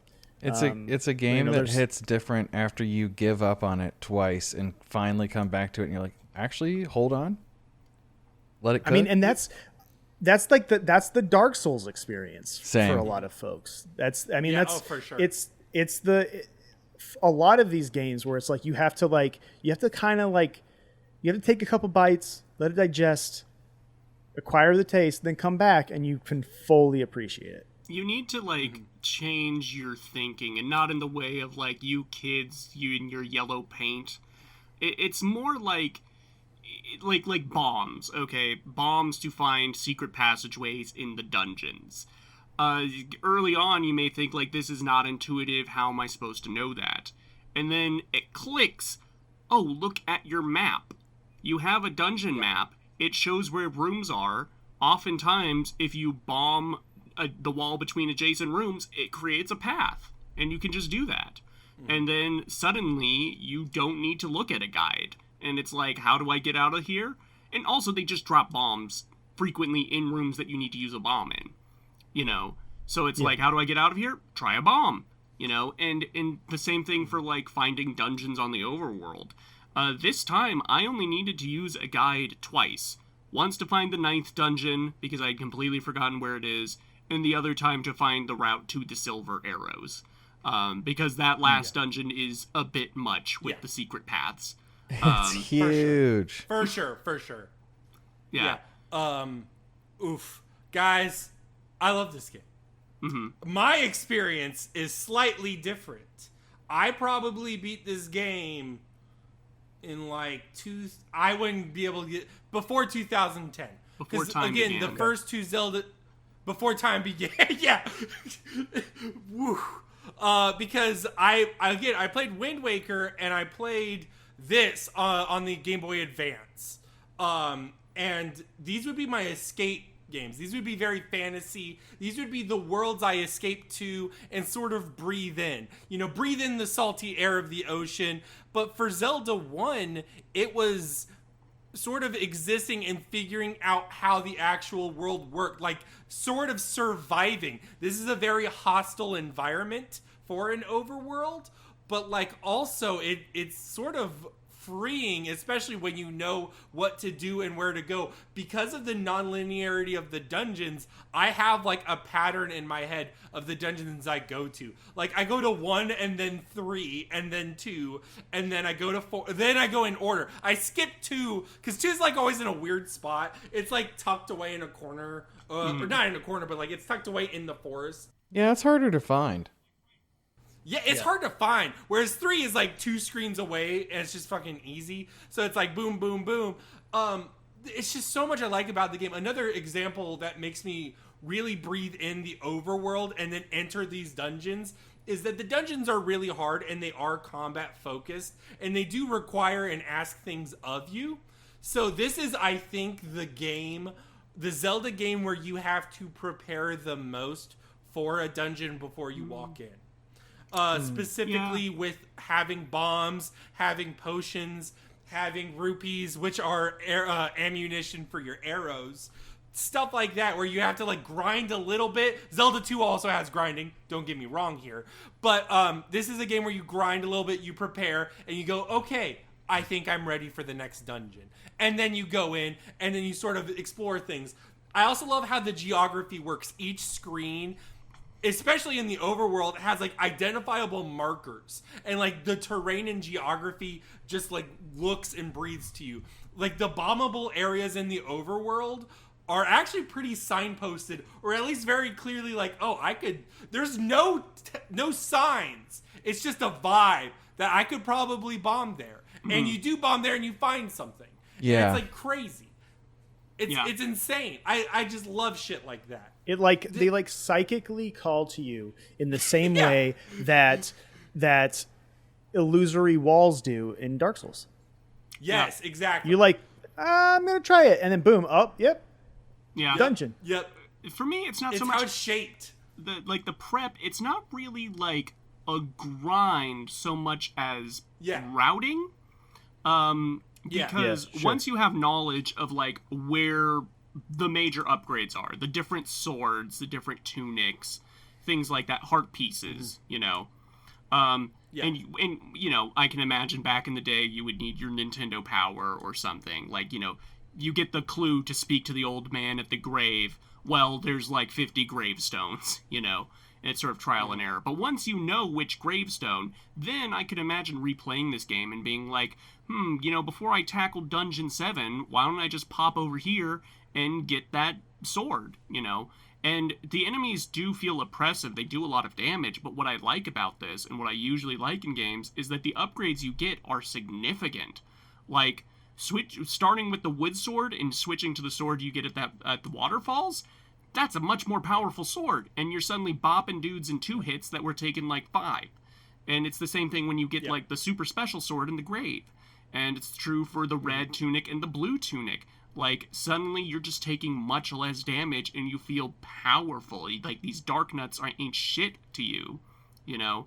And I don't know, the arsenal in this feels very adaptive to the player's want to get them, if that makes sense. It's not about getting a glorified key for a lock. It is about getting a tool. It's like, you know what? Maybe I don't need the candle. I can see in the dark just fine. I know where the doors are.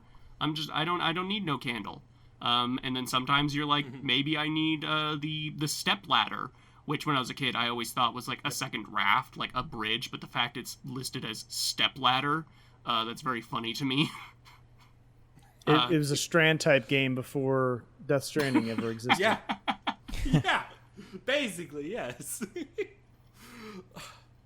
No.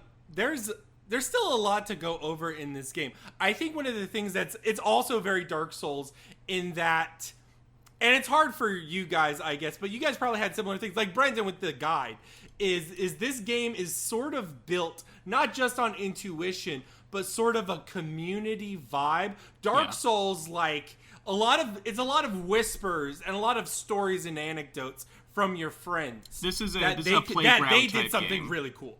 This is a playground type game where people will have their own personal experience. They'll share their personal experience. And you it's just enough to give you more to keep going. Because then you figure something else out and then you have your own personal experience. Mm-hmm. Yeah. I think it's... My one major complaint is...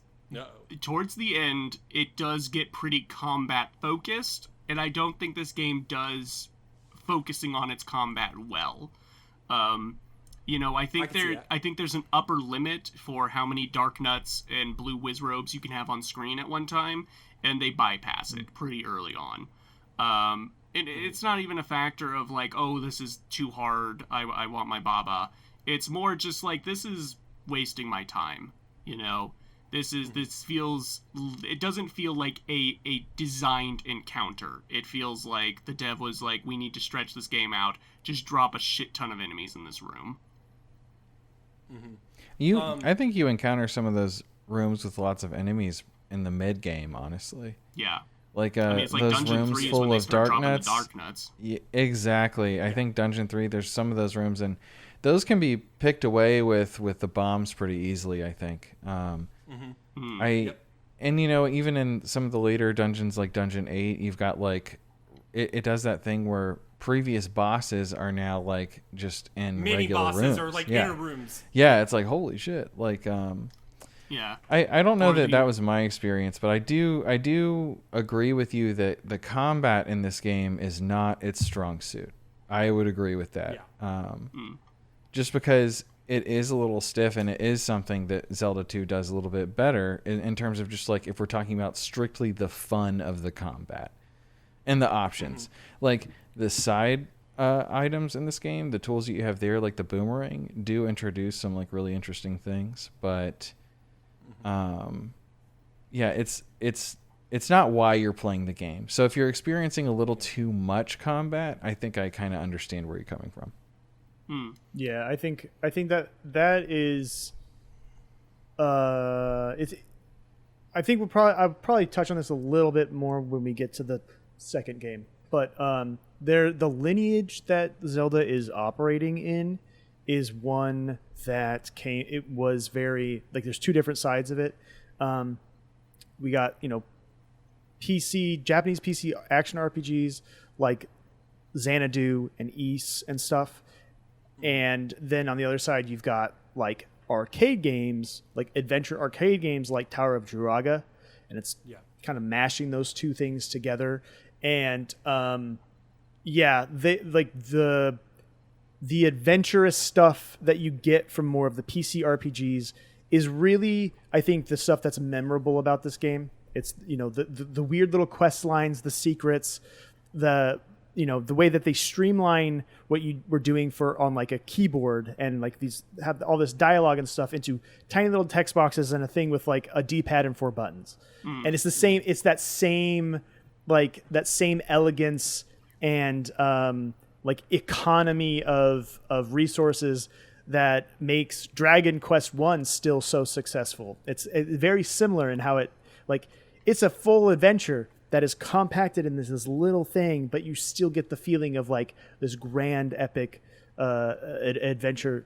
And the combat aspect that it takes from the arcade stuff, like that's in an arcade setting where like you're just trying to beat the floors or whatever, like that it's a mentally different thing than I'm going through this big sprawling world and completing like quest lines and finding secrets. So it doesn't always mesh together perfectly, but it's still, I think the way they handled it is very, just from a design standpoint, incredibly interesting. I personally like it. Like, I think the thing is like, we're going to get into it when we talk about Zelda 2. I like that this is less, for the lack of a better word, numbers focused than Zelda 2. That arcade combat thing, it does get ugly at points, but it also becomes like, it's a little bit minimal and it's a little bit abstract in its simplicity. And it's really, obviously, when it comes to like an overworld, it's evocative. HPRshredder called it like poetic freedom. There is a poetic freedom to this game. This game's simplicity in its action works when it's like when you're crawling through a dungeon and there's a couple of monsters in there. It's when there's like 10 dark nuts on screen and you're like, I don't got any bombs. I kind of gotta like bob and weave. And you also like, it's a thing with the sword, and I don't think there's a good answer, because like later games will have like the top-down Link swing his sword, but I kind of do like the jut.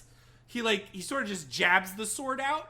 It feels more precise. But it's also it's never perfect. It will never be a perfect system, but it's good enough to be what it needs to be. It's also more realistic. Like, if you were a person with a sword, you'd probably be stabbing behind the shield. Yes. Yeah. You'd probably be stabbing more than you'd be, like, full arcing swings. Well, Link is only supposed to be, like 13 or 12 in this. Like, right. He's a boy. He's a lad. Yeah. Do we want to move to talking about his adventure? And then we can do a little compare contrast. Sure. Did anyone have any final thoughts other than this is a banger? Again, this is like a top 3 game for me. I love this game. I go back to it. I do want to. I think it might be better to frame it in contrasting it to Zelda 2, so we can move on very quickly. But I really want to talk about the. I think Murph was talking about it earlier. The 80s fantasy weirdness of Zelda 1 that. Zelda 2 still has it, but there ain't nothing like Zelda 1. It's its own thing. It's its own brand.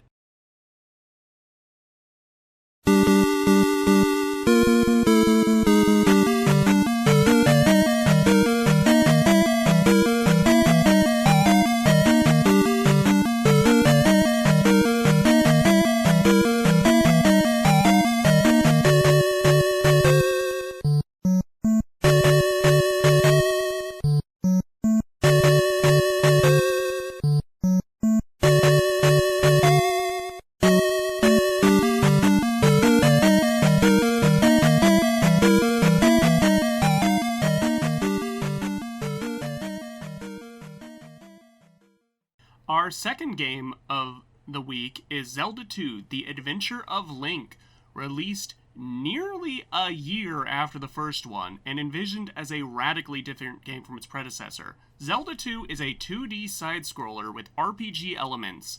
Link travels the land of Hyrule, collecting 6 magic crystals to open the way to the Great Temple from Smash Bros., where he must collect the Triforce of Courage in order to awaken a comatose Princess Zelda. But it's not the same Zelda from the first game, don't ask, it's weird. Meanwhile, the forces of Ganon hunt the hero, believing that his death will return their fallen lord. The game features overland travel like a JRPG, but battles are done in real time, with the player needing to directionally block attacks while looking for holes in enemy defenses. Defeated enemies drop XP, which can be spent on upgrading 3 core stats. While seen as the black sheep of the Zelda franchise for these differing elements, the game has gotten reappraisals in the modern day due to how unique it is, and how its influence can be traced throughout the series. HPR, do you think it's the black sheep? Well, that title was more just like to have an angle for the video. I really started to, once I realized that for sure Black Sheep had a definite negative connotation. I don't agree that it's the black sheep. When people say it's the black sheep, I know what they mean, though. They mean this one doesn't quite play like the other ones. And that's a perfectly valid thing to recognize. So, yeah, if in terms of the black sheep thing, the angle and title of my video, I understand that it's different. I'm just saying that, well, first of all, there are a lot of things that become conventions within the rest of the series that you can find in that game. Yeah, absolutely. And so, like, it did build on things, and it did, like, those things were kept and important to the continuation of the franchise. But I don't think it's a bad game by any means. In fact, I think it's one of the best games on the NES, especially that I've played so far. Some might say it's more of an ugly duckling. You could say there's an argument to be made. Yeah, there's an argument to be made that it's judged. We could probably there's like a 45 to 55 minute argument that one could make. Yeah, to save you. Maybe it's a good video. To save anyone from the whole thing of that, I do still really like that video. I make a few mistakes in that video because it's really just all my own experience, and I did not realize that you could pick what to level up, and I've gotten 100 comments about, actually, you can. So many people said that. But the thing is that game it's does more not... inconvenient. It's still inconvenient. Yeah, that game does not... cancel it. Yeah, that game does not telegraph that you can do that. And I feel like a lot of people, I've read a lot of those comments, they're crazy. It's not. It's not obvious. It's not obvious, and it's all obviously even though you can, it's not as elegant as it is in the Famicom Disk System version.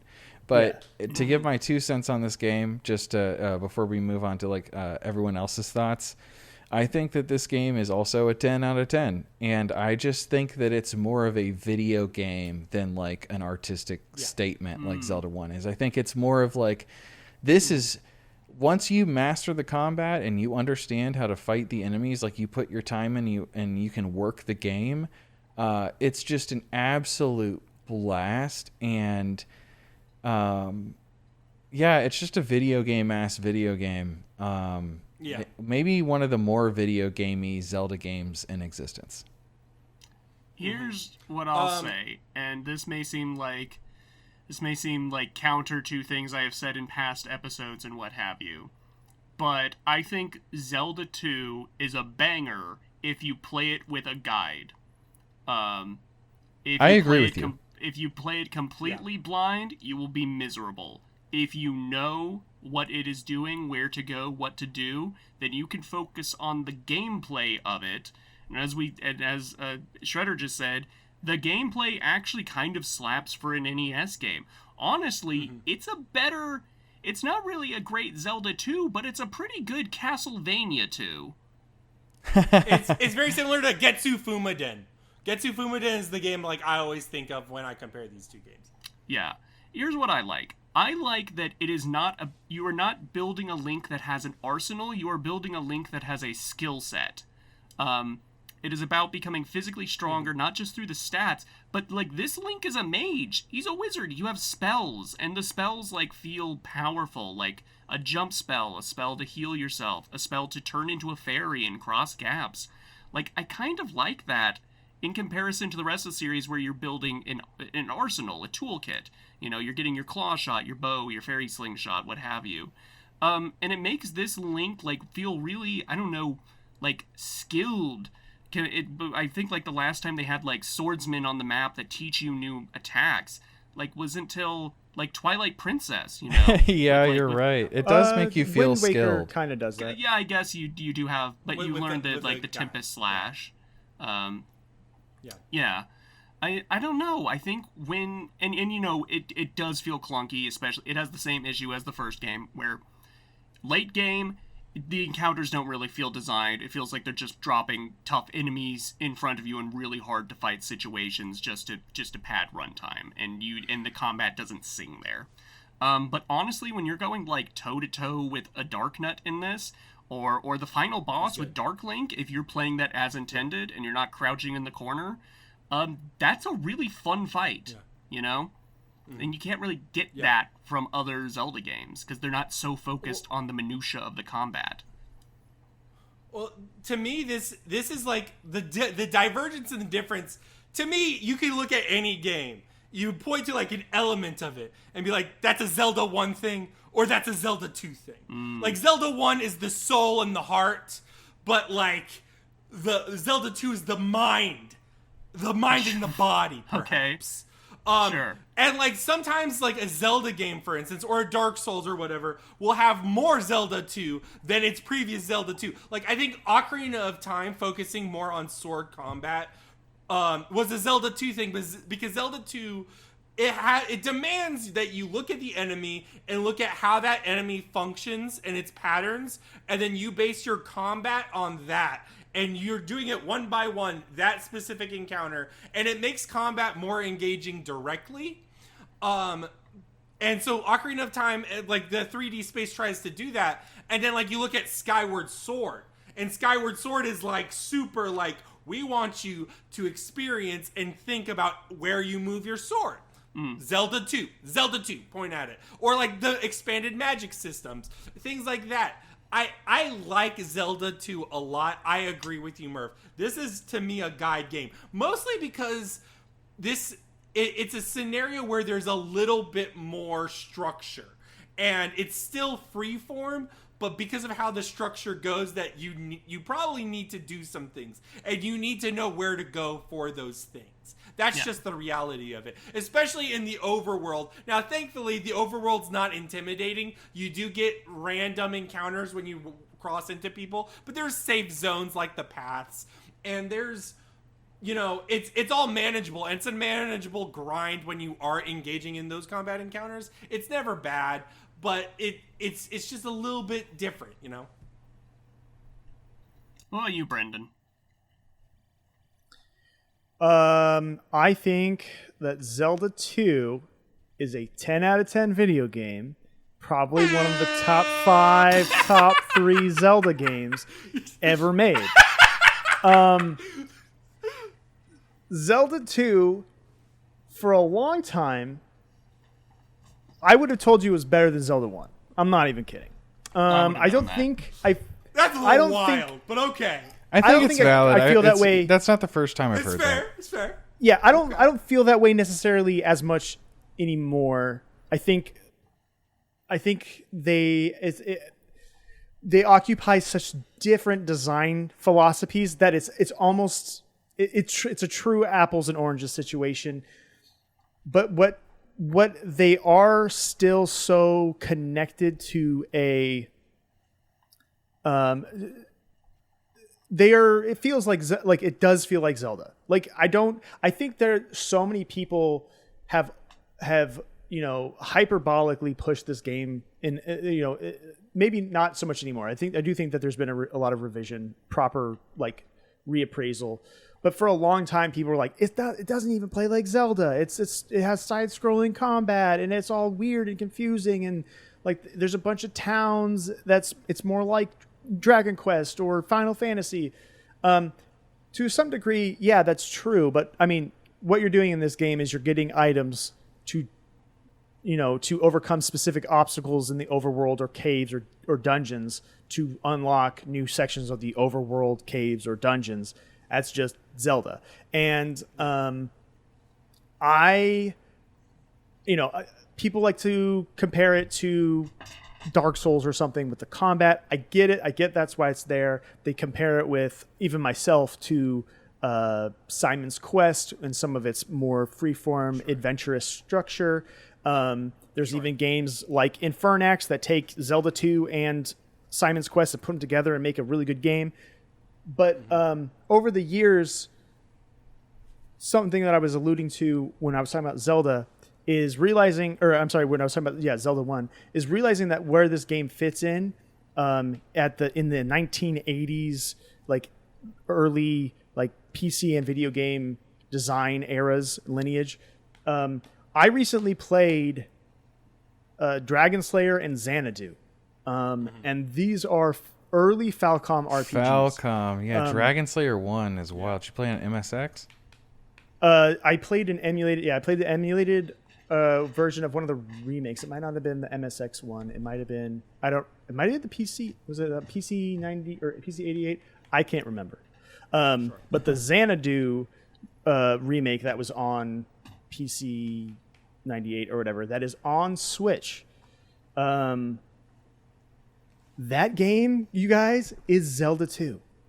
Yeah. You're walking through these side-scrolling dungeons and caves. You run into an enemy, and then you're transported to a battle screen where you're walking around, and it's bump combat, but you're fighting them in real time. They drop treasure that has gold and experience, right?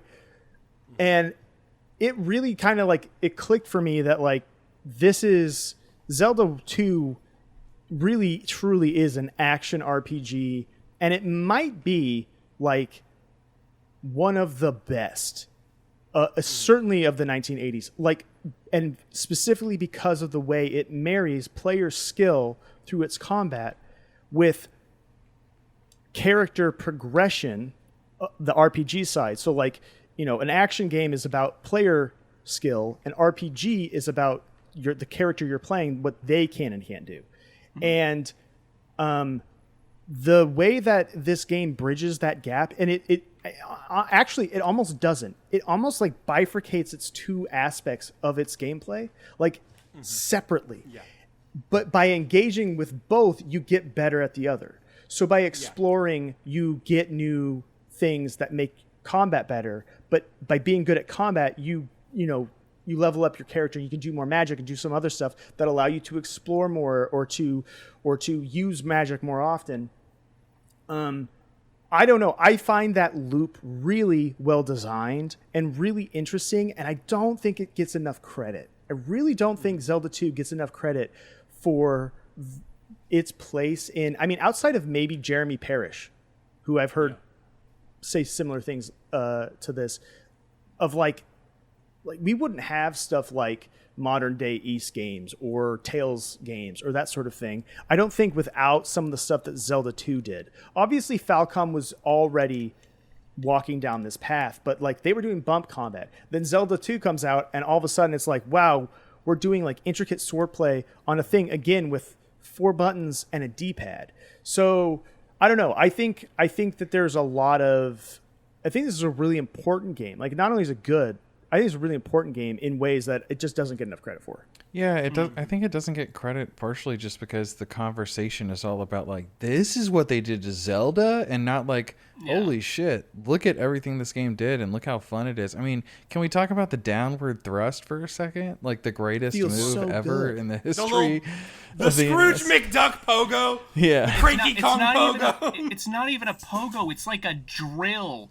When you pop one of those those bouncing Wind Waker Zelda's anti-fairies, leak is or the floating dog heads. When you pop one of those, you don't even, it's not even a bounce. It's just and then they're dead. Yeah. It's so satisfying to hit things in this game. There's such a definition on Link's little thrust, the hi-ya, and I think and the way that the yeah. I was just gonna say the way that the enemy sprite moves back and flashes and they really sell these hits on an 8-bit system And I mean, obviously, like that is clearly it's possible, but in that like technical limitation, they just do it so well. Yeah. And I think that where it does like fumble is kind of in the same thing I complained about with like older Castlevanias, is the moment it's like, okay, now you have to start doing like jump hits on this constantly moving singular weak point on a boss. Like the Thunderbird boss. It's hard. Before it's like, this just doesn't sing the same. It needs the Dark Souls 2 approach where you're fighting more dudes in armor, you know? Mm-hmm. Yeah. That's where the game sings for sure. Yeah. I really like. I'm gonna boast about something about this game that I really liked this time around was and this is, if we are putting these head to head, this is where I think Zelda 2 is like, whoa, maybe we should look at this. Is the dungeons and the combat, but also just the dungeons in general. How the dungeons are laid out and mapped. Now, the thing I like about Zelda 1 is it's got that Binding of Isaac, like, the dungeons kind of don't matter in a cool way. Where, like, the remakes, like the BS Zelda, if there's ever a Zelda 1 remake, or the second quest, you could rearrange the tiles. It doesn't fucking matter. Mm-hmm. As long as, you know, the adventure's always fresh in that sense. But also, there's less there. Whereas in Zelda 2, the elevators and the structures and the mapping is really, really cool and crucial, especially when you have these enemies that you have to think more about, whether you're going to try to jump over them or whether you're going to try to actually engage with them or if you're going to run away to a different hallway. Like, all that stuff is much more important, and you're thinking much more about it as you're going through the dungeon. It feels more like the dungeons in Zelda 2 have an arc to them. They have a narrative. Yes. Whereas in Zelda 1, they do more feel like ruins. Like you're just going in, picking and choosing what rooms to look at. But there's not a flow. Yeah. When you stumble across the boss, it genuinely feels like that. Like you just stumbled like, oops, there's the Gleeok. Didn't know he was behind that door. Whereas well, you hear him a few screens away, screaming. Yeah. True. True. Yeah. But here in Zelda 2... But I get what you're saying. It's rooms. Yeah. Yeah, but in Zelda 2, like, you see the boss. You can approach them, and if you kind of get them just on the right side of the screen, like, just barely, you can turn around and be like, oh, that's the boss. I gotta go, like, stock up for this. You know? Also, that dungeon theme, dude... It gets in your head. It gets so in your head. It makes sense why they brought it to Smash like that, you know? Like again, there's just... It's so weird that this game has the reputation it does because there is so many... Like, all the town names are the sages from Ocarina of Time. Yeah. You know? Plus Mido. But, you know, good for him. You know, it's just like... I think it was weirdly... like too ambitious, too ahead of its time. I don't know what that seems to be the common thread with these, like, we almost had a variety minute for this episode, which was going to be like radically different sequels, terrible 2s, you know, it's going to be like Castlevania 2, Metroid 2, these games that really try to break the mold on their predecessor and do some really wild shit, and they just can't really because of the hardware they're on. And I can definitely see how probably like Miyamoto and company were like got what they envisioned for Zelda 2 when they made Ocarina, you know? I want to highlight real quick, I played these games on the newly released, I think there's been preview versions of that like 3D Sen thing. I'll show you guys links later or whatever, but it's super cool. It was a very cool way to do it. And also, Adventure of Link has a really good, like, I don't know if it's like a mod or a fan version or whatever, that enables widescreen support and has a lot of quality of life things. This is definitely a game where just like a little tweaking makes the game so, like, breathe so much better. Yeah. Yeah, in a lot of ways. Or like a translation as well, where I think one of the parts where the game doesn't fully land is in the towns and the NPC quest lines, where you're kind of like, okay, I gotta look some for a Nintendo statue. Power moments, yeah. The Nintendo Power moments. And like, it's so weird, because Zelda 1 has Nintendo Power moments, but to me Zelda 1's more accessible. Maybe it's just my own personal experience in it, but I think maybe a translation thing, or maybe it's how the structure is. I think it's because Zelda 1 is kind of calling back to stuff that Murph was talking about and that I kind of alluded to about it's 80s fantasy. You're in this like almost like a post-apocalyptic world, right? Yeah. People are hiding. They're hiding in caves. You're not really like asking for help, getting directions, pulling off side quests. You're kind of stumbling into like what you're supposed to do just by wandering around. Where in Zelda 2, don't go south without the candle. That sort of thing is, you need a little bit more of that direction. It's telegraphing its structure, its pathway through the world a little bit more. And I do think that maybe that could create some unwanted friction and tension for players that would require like the Nintendo Power stuff. I think Zelda 2 has more moments of, oh, I didn't know I could do that. Sure. Like the thing where you have to crouch under some random person's bed and you pick up a key or something that way. I forget specifically what. Or you're going in the mirror. Yeah, I think. Or I didn't or even you know go into like a the first chimney. The first time I played it, I didn't even know that when some of the NPCs like come out of their house and you talk to them, or like you talk to them and they go into their house. I didn't realize that in that brief moment of time I could go in. Yeah. So sometimes I'd be like, why did it say that it was going to help me? And then she just walked away. Like, what am I supposed to do now? So yeah, I get how but that might be because I didn't have a manual, right? And maybe if I had read the manual, that's something that HPRshredder could probably speak to more. Maybe I would know better. Like, oh yeah, I can do that. Actually, I do want to say too, just as a point to some of the conversation around this game, it's not helped by the way that Miyamoto talks about this game.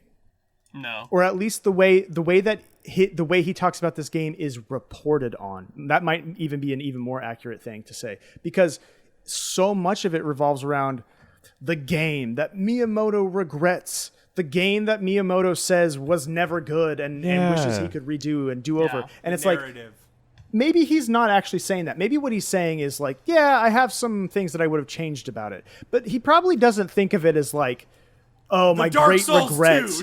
Yeah, like, what have I done? I ruined this whole project. I'm sure it sold really well. People seem to like it. There's that thing that, HPR has in his video of the angry video game nerd being like, that's a bad game? What? Yeah. I like that game. I think that whole arc with this game is like people being like, yeah, even Miyamoto thinks this sucks, right? Yeah. And he's been mistranslated before, believe it or not. Yeah, he has. And I also think that a lot of the ways that Miyamoto thinks about games is I have to expect that he doesn't actually care that much about what Zelda 2 is, because he's not looking at these things in the way that a lot of people who play games are. He's really just looking at it as like, oh yeah, that's this fun little thing I made. Both are. Let me float this out as far as like the compare contrast. I've been workshopping this theory, my great gamer unifying theory, that probably has a ton of holes in it once I start verbalizing it. But I've been working under this theory that there's like two types of gamer, or like what they seek. And it's novelty or mastery. It's whether you come to a game for like a unique aesthetic, a story, like you want to experience a thing. And then mastery is when you come in, you want to beat a game, you want to overcome a challenge, you want to learn a combo system. And I think Zelda 1 plays more to novelty, and Zelda 2 plays more to mastery. Because it's not just like getting good at the combat, it's memorizing where all the secrets are. It's taking advantage of every spell and tool the game gives you, Because the game can get really challenging. Like, I'll say right here, it sounds like a non sequitur, but fuck bubbles. Fuck random bubbles rising out of the ground. I didn't even know you could kill them until until What? Shredder's video about it. Like I literally Yeah, didn't know you could kill him. he hit it a lot though. I don't think it's worth it. I just avoided him. I was like, fuck. I would like yeah, like freeze him if I could, and then just book it. Yeah. Yeah. Man. No. Dude. Death Mountain, guys, time out. I don't think I agree with Shredder that Death Mountain is not the worst part of the game, but I also agree that if you can beat Death Mountain, you have all the things. Yeah. You have all the tools as a person to beat the rest of the game. Because Death Mountain is like the first check of like, are you capable? And oh my god, dude, it was always a wall for me when I started playing this game. It's the Balteus of this game. You're right. What's Balteus? Yeah, sure. Balteus is a boss from Armored Core 6 that is widely regarded as the filter point for a lot of folks. Okay. It's the block Oni from Ao Oni. You know, that's where men are made. We need a more universal touch point. Thank you for providing that. Yeah, exactly. I think your point about mastery and novelty are, I think those are good. Because I think what I like about Zelda 1 is its atmosphere, its aesthetics, its sense of adventure. And I think the mechanics are fine. Like, I'm not going to sit here and be like, you're going to love the way this game, like the combat feels, you're going to love placing bombs, the feedback's so crunchy and good. Yeah. It's fine. Like, it's not bad. I'm not going to say it's bad at all. In fact, I think it's good. But like, you're playing that game because you want to be in that version of Hyrule. And it's the reason I'm playing Zelda 2 is because I want to fight some dark nuts by stabbing my sword up and down. Do you know the name of the blue dragon dudes that replace the dark nuts that throw the axes? The jump? Do you know their canonical name? The Fockers? Yeah. Yeah, they're called Fockers. Yes. Yes. That's what that's why I want to play that. I want to do that, or I want to listen to the dungeon music. That's also a possibility. But I think that there is. I think that from my personal experience, I think that resonates with some of what your theory is there. Yeah. Mm-hmm. Like the most Zelda 2 moment in Zelda 1 is in the final dungeon with I don't even know if he has a name, the Grumble Pig. You know, where you have to give him the meat. Hungry Goriah. Oh, the Hungry Goriah, yeah. Oh, okay.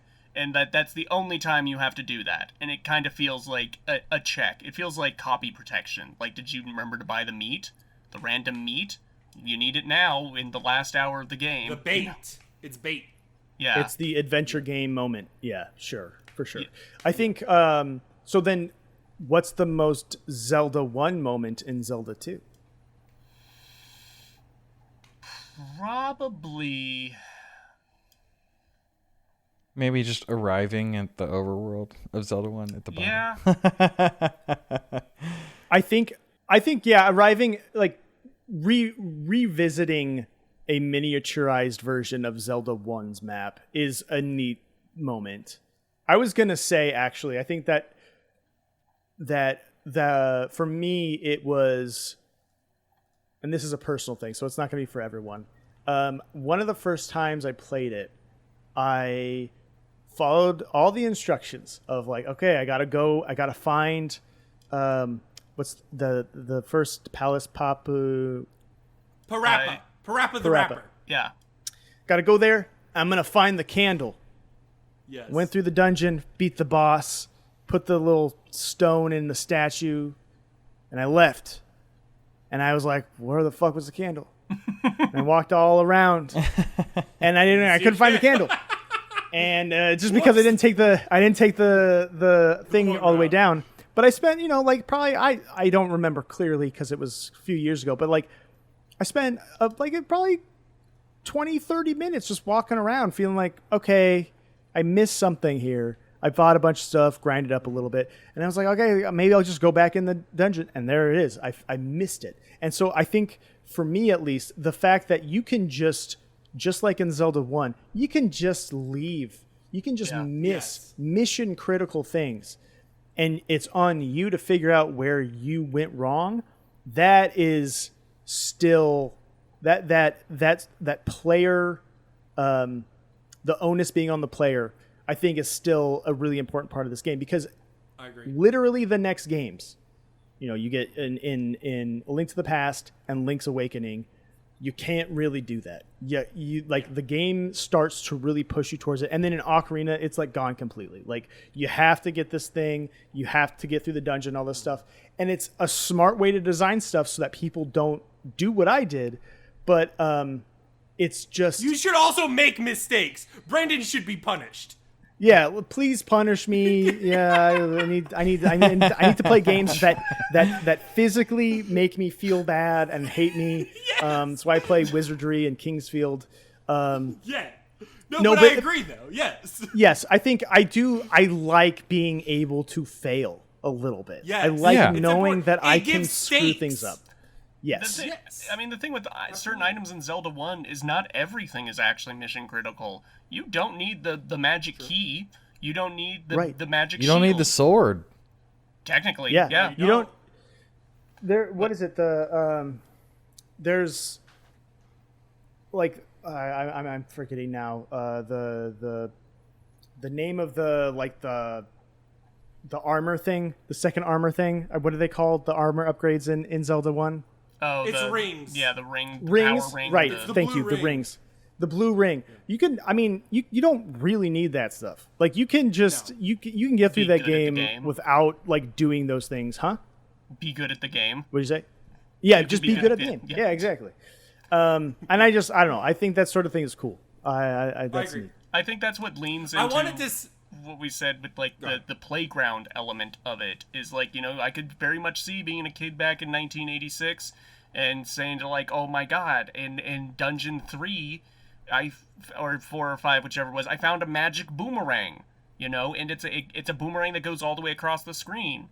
And then being like, what room is that in? Like, I didn't get that. I beat the game. What? I never knew that was there. It feels like a game where probably because it's been around so long and so many people have played it, these secrets don't feel secret anymore, but they really are. They're like kind of tucked away, and that's what makes it feel exciting to stumble upon some things.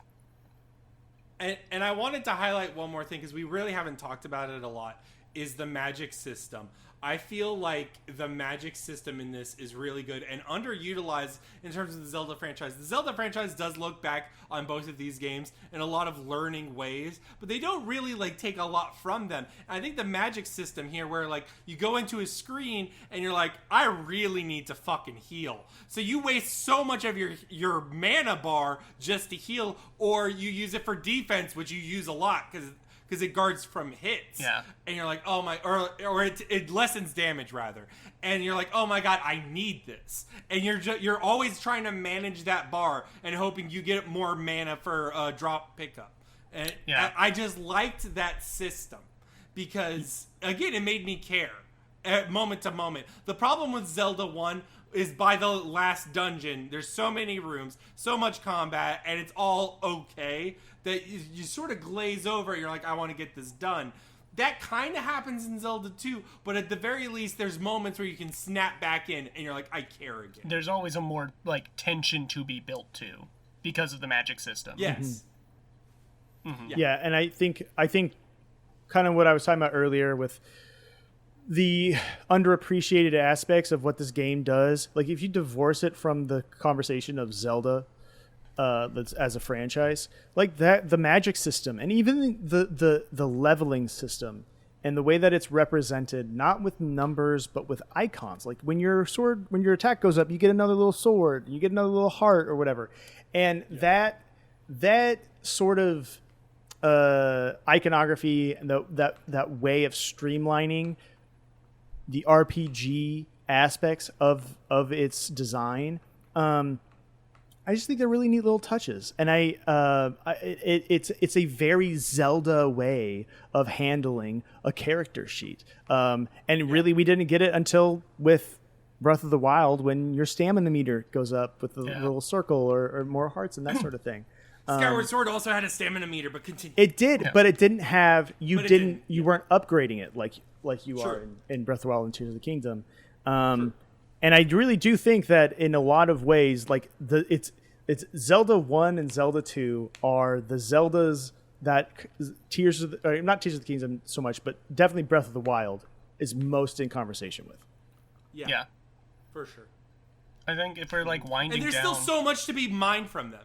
And like minor thing here. What I find so interesting is that you'll see so many new games or independent games or whatever, and they'll take like one thing that's really special about Zelda 1 or Zelda 2. And it's like these games are full of so many special things, but you take one and make an entire game off it. Like, you take a Tunic or a Binding of Isaac, and these games are just, they evoke so much, and it's like Nintendo doesn't tap into these unique elements anymore. They still are unique, and they still play a lot. And I mean, they're masters at when they make a video game, but like there's so much meat on the bone left unscoured in terms of development, and these games are highly influential. We just covered that, so like it's just fascinating to see. I think when I said like these, especially Zelda 1, and I will say Zelda 2 as well, these are the kinds of games where it's like along stuff with Wizardry and Dragon Quest for me, of like they came out of the oven perfect, right? Mm-hmm. And I think what you could do is you could make a game in Unreal Engine 5, most graphically high fidelity thing, looks expensive as hell, and it just plays like Zelda 1, like, and I don't necessarily mean like in an input and feedback way, but I mean in a design and mechanical way. I mean, like, it'd be a good game. Could it look like Zelda 1 too, though?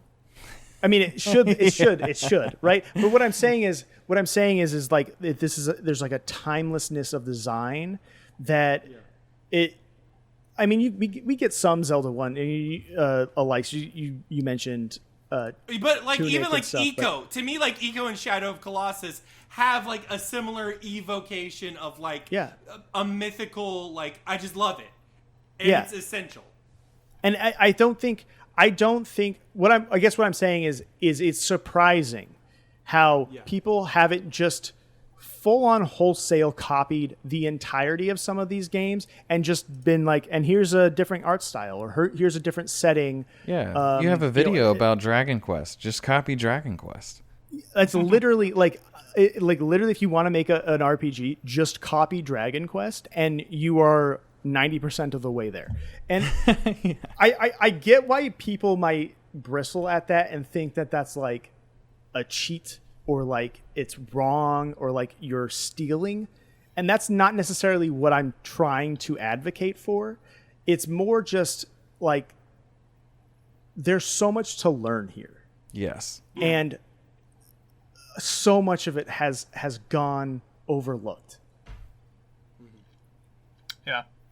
I think if we're winding down, we still have not answered the biggest question of them all, which is, in Zelda 1, does Link have green eyebrows? I always thought it was his eyeshadow. His eyeshadow. Yeah. Okay. All right. Okay. I've never... You've never thought about it. I noticed about it for the first time playing these games. I'm like, he's got green eyebrows. He's got full-on green eyebrows. There's a picture. Zoom in. I like... Motherfucker has green eyebrows. I like Link's sprite. Link's sprite in Zelda 2 is better. I just like it more. Yeah. I think he looks ugly in Zelda 1 a little bit. I mean, obviously it's because of whatever, like, the representation is supposed to be with their 3 or 4 color sprites that they only had. But I get I always got the vibe that maybe those were like his pupils. Yeah, the whites of his eyes. It's like a cartoon version of that. But you can't put white because it would look ugly. Yeah. Yeah. Okay. Yeah, it looks natural. It's something you actually have to look for, I think.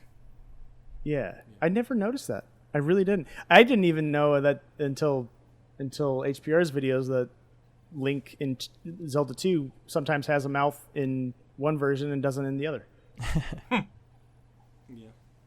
I think you're right that the Famicom version just has a lot better like sprites and shit. I do agree that in general the Famicom is preferable. I like the colors in the dungeons. Yeah, if we could of get the enemies. colors, but still have yeah. the bricks that work better with the side scrolling, Yeah. then you'd have like the perfect version of that game and the moving water outside. Yeah. Yeah. Yeah. I will say that in the last year I have played Gothic 1, and I think Gothic 1 is one of the closest to Zelda 1 and 2 in terms of like how it feels to make meaningful progress through the world and through your item upgrades and that sort of thing. So if anyone out there has ever wanted to like a game that's similar to that but has a little bit more mechanical depth, definitely play Gothic. All right. Well, if we are wrapping up, I think it's time for our guests to plug themselves before God and all of his angels. Let's start with HPRshredder. Where can we find more of you? Sure, you can find me on YouTube at HPRshredder. You can find me on Blue Sky at HPRshredder. You can find me on, pretty soon, HPRshredder.com. You can find me... Yeah, I've been working on that, grinding that all week, actually. And you can find me on Waiting for Nintendo, which is a podcast with myself and Jason Graves. Oh, Nice. all right. What about the And in Coleman? Brendan's Metroid documentary. I'm there, too. Oh, Yes. I exist intermittently, and you can find me on. If somehow you've listened to a lot of this podcast and you don't know how to find me, I don't know what to tell you, but you can find me on YouTube, youtube.com/@thecrawl, and then Sure. honestly, that's really that's where you should find me. Otherwise, I do not read the stuff I write for my day job. Like no one from my day job is going to listen to this. I just don't. You should read what he writes eventually on HPRshredder.com. oh, Yes. There you go. There you go. There you go. I wrote a Monster Hunter review earlier this year that I'm really proud of. I like I that. like don't think- that so much. That was so good. I think you have that a future was- in the zine I- business. I time had a out. lot of fun with that. Time out. My favorite thing you did this year, was it this year? The audio commentary on your Metroid documentary. Yeah, I did Yeah, that. that Yes, was I that great. love audio exists. commentaries. That I is was like, that. oh my gosh. I did that 2 months ago. It's unlisted on my YouTube, but if you go, there's an unlisted playlist, and it exists there. I also made a post about it. Okay, yeah, no, that was fun. I think I'm gonna do another one for another video, like literally one of these days off that I'm taking soon. So yeah. Okay. All right.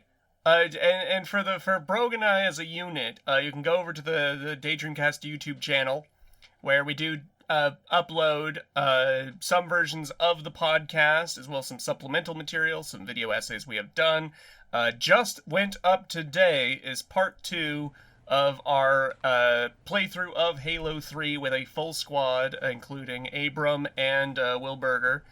What a great game. Like I've said before, a lot of Banger. effort into the Halo edits 3's a in banger. that. It's real goofy. It's real funny. Go check it out.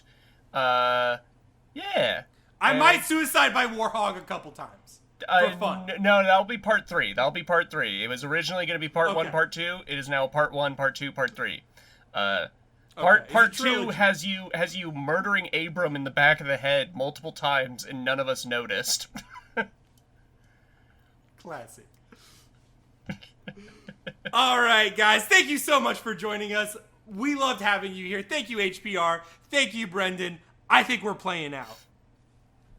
Okay. Stop the recording, everyone. Okay. I'm going to stop mine.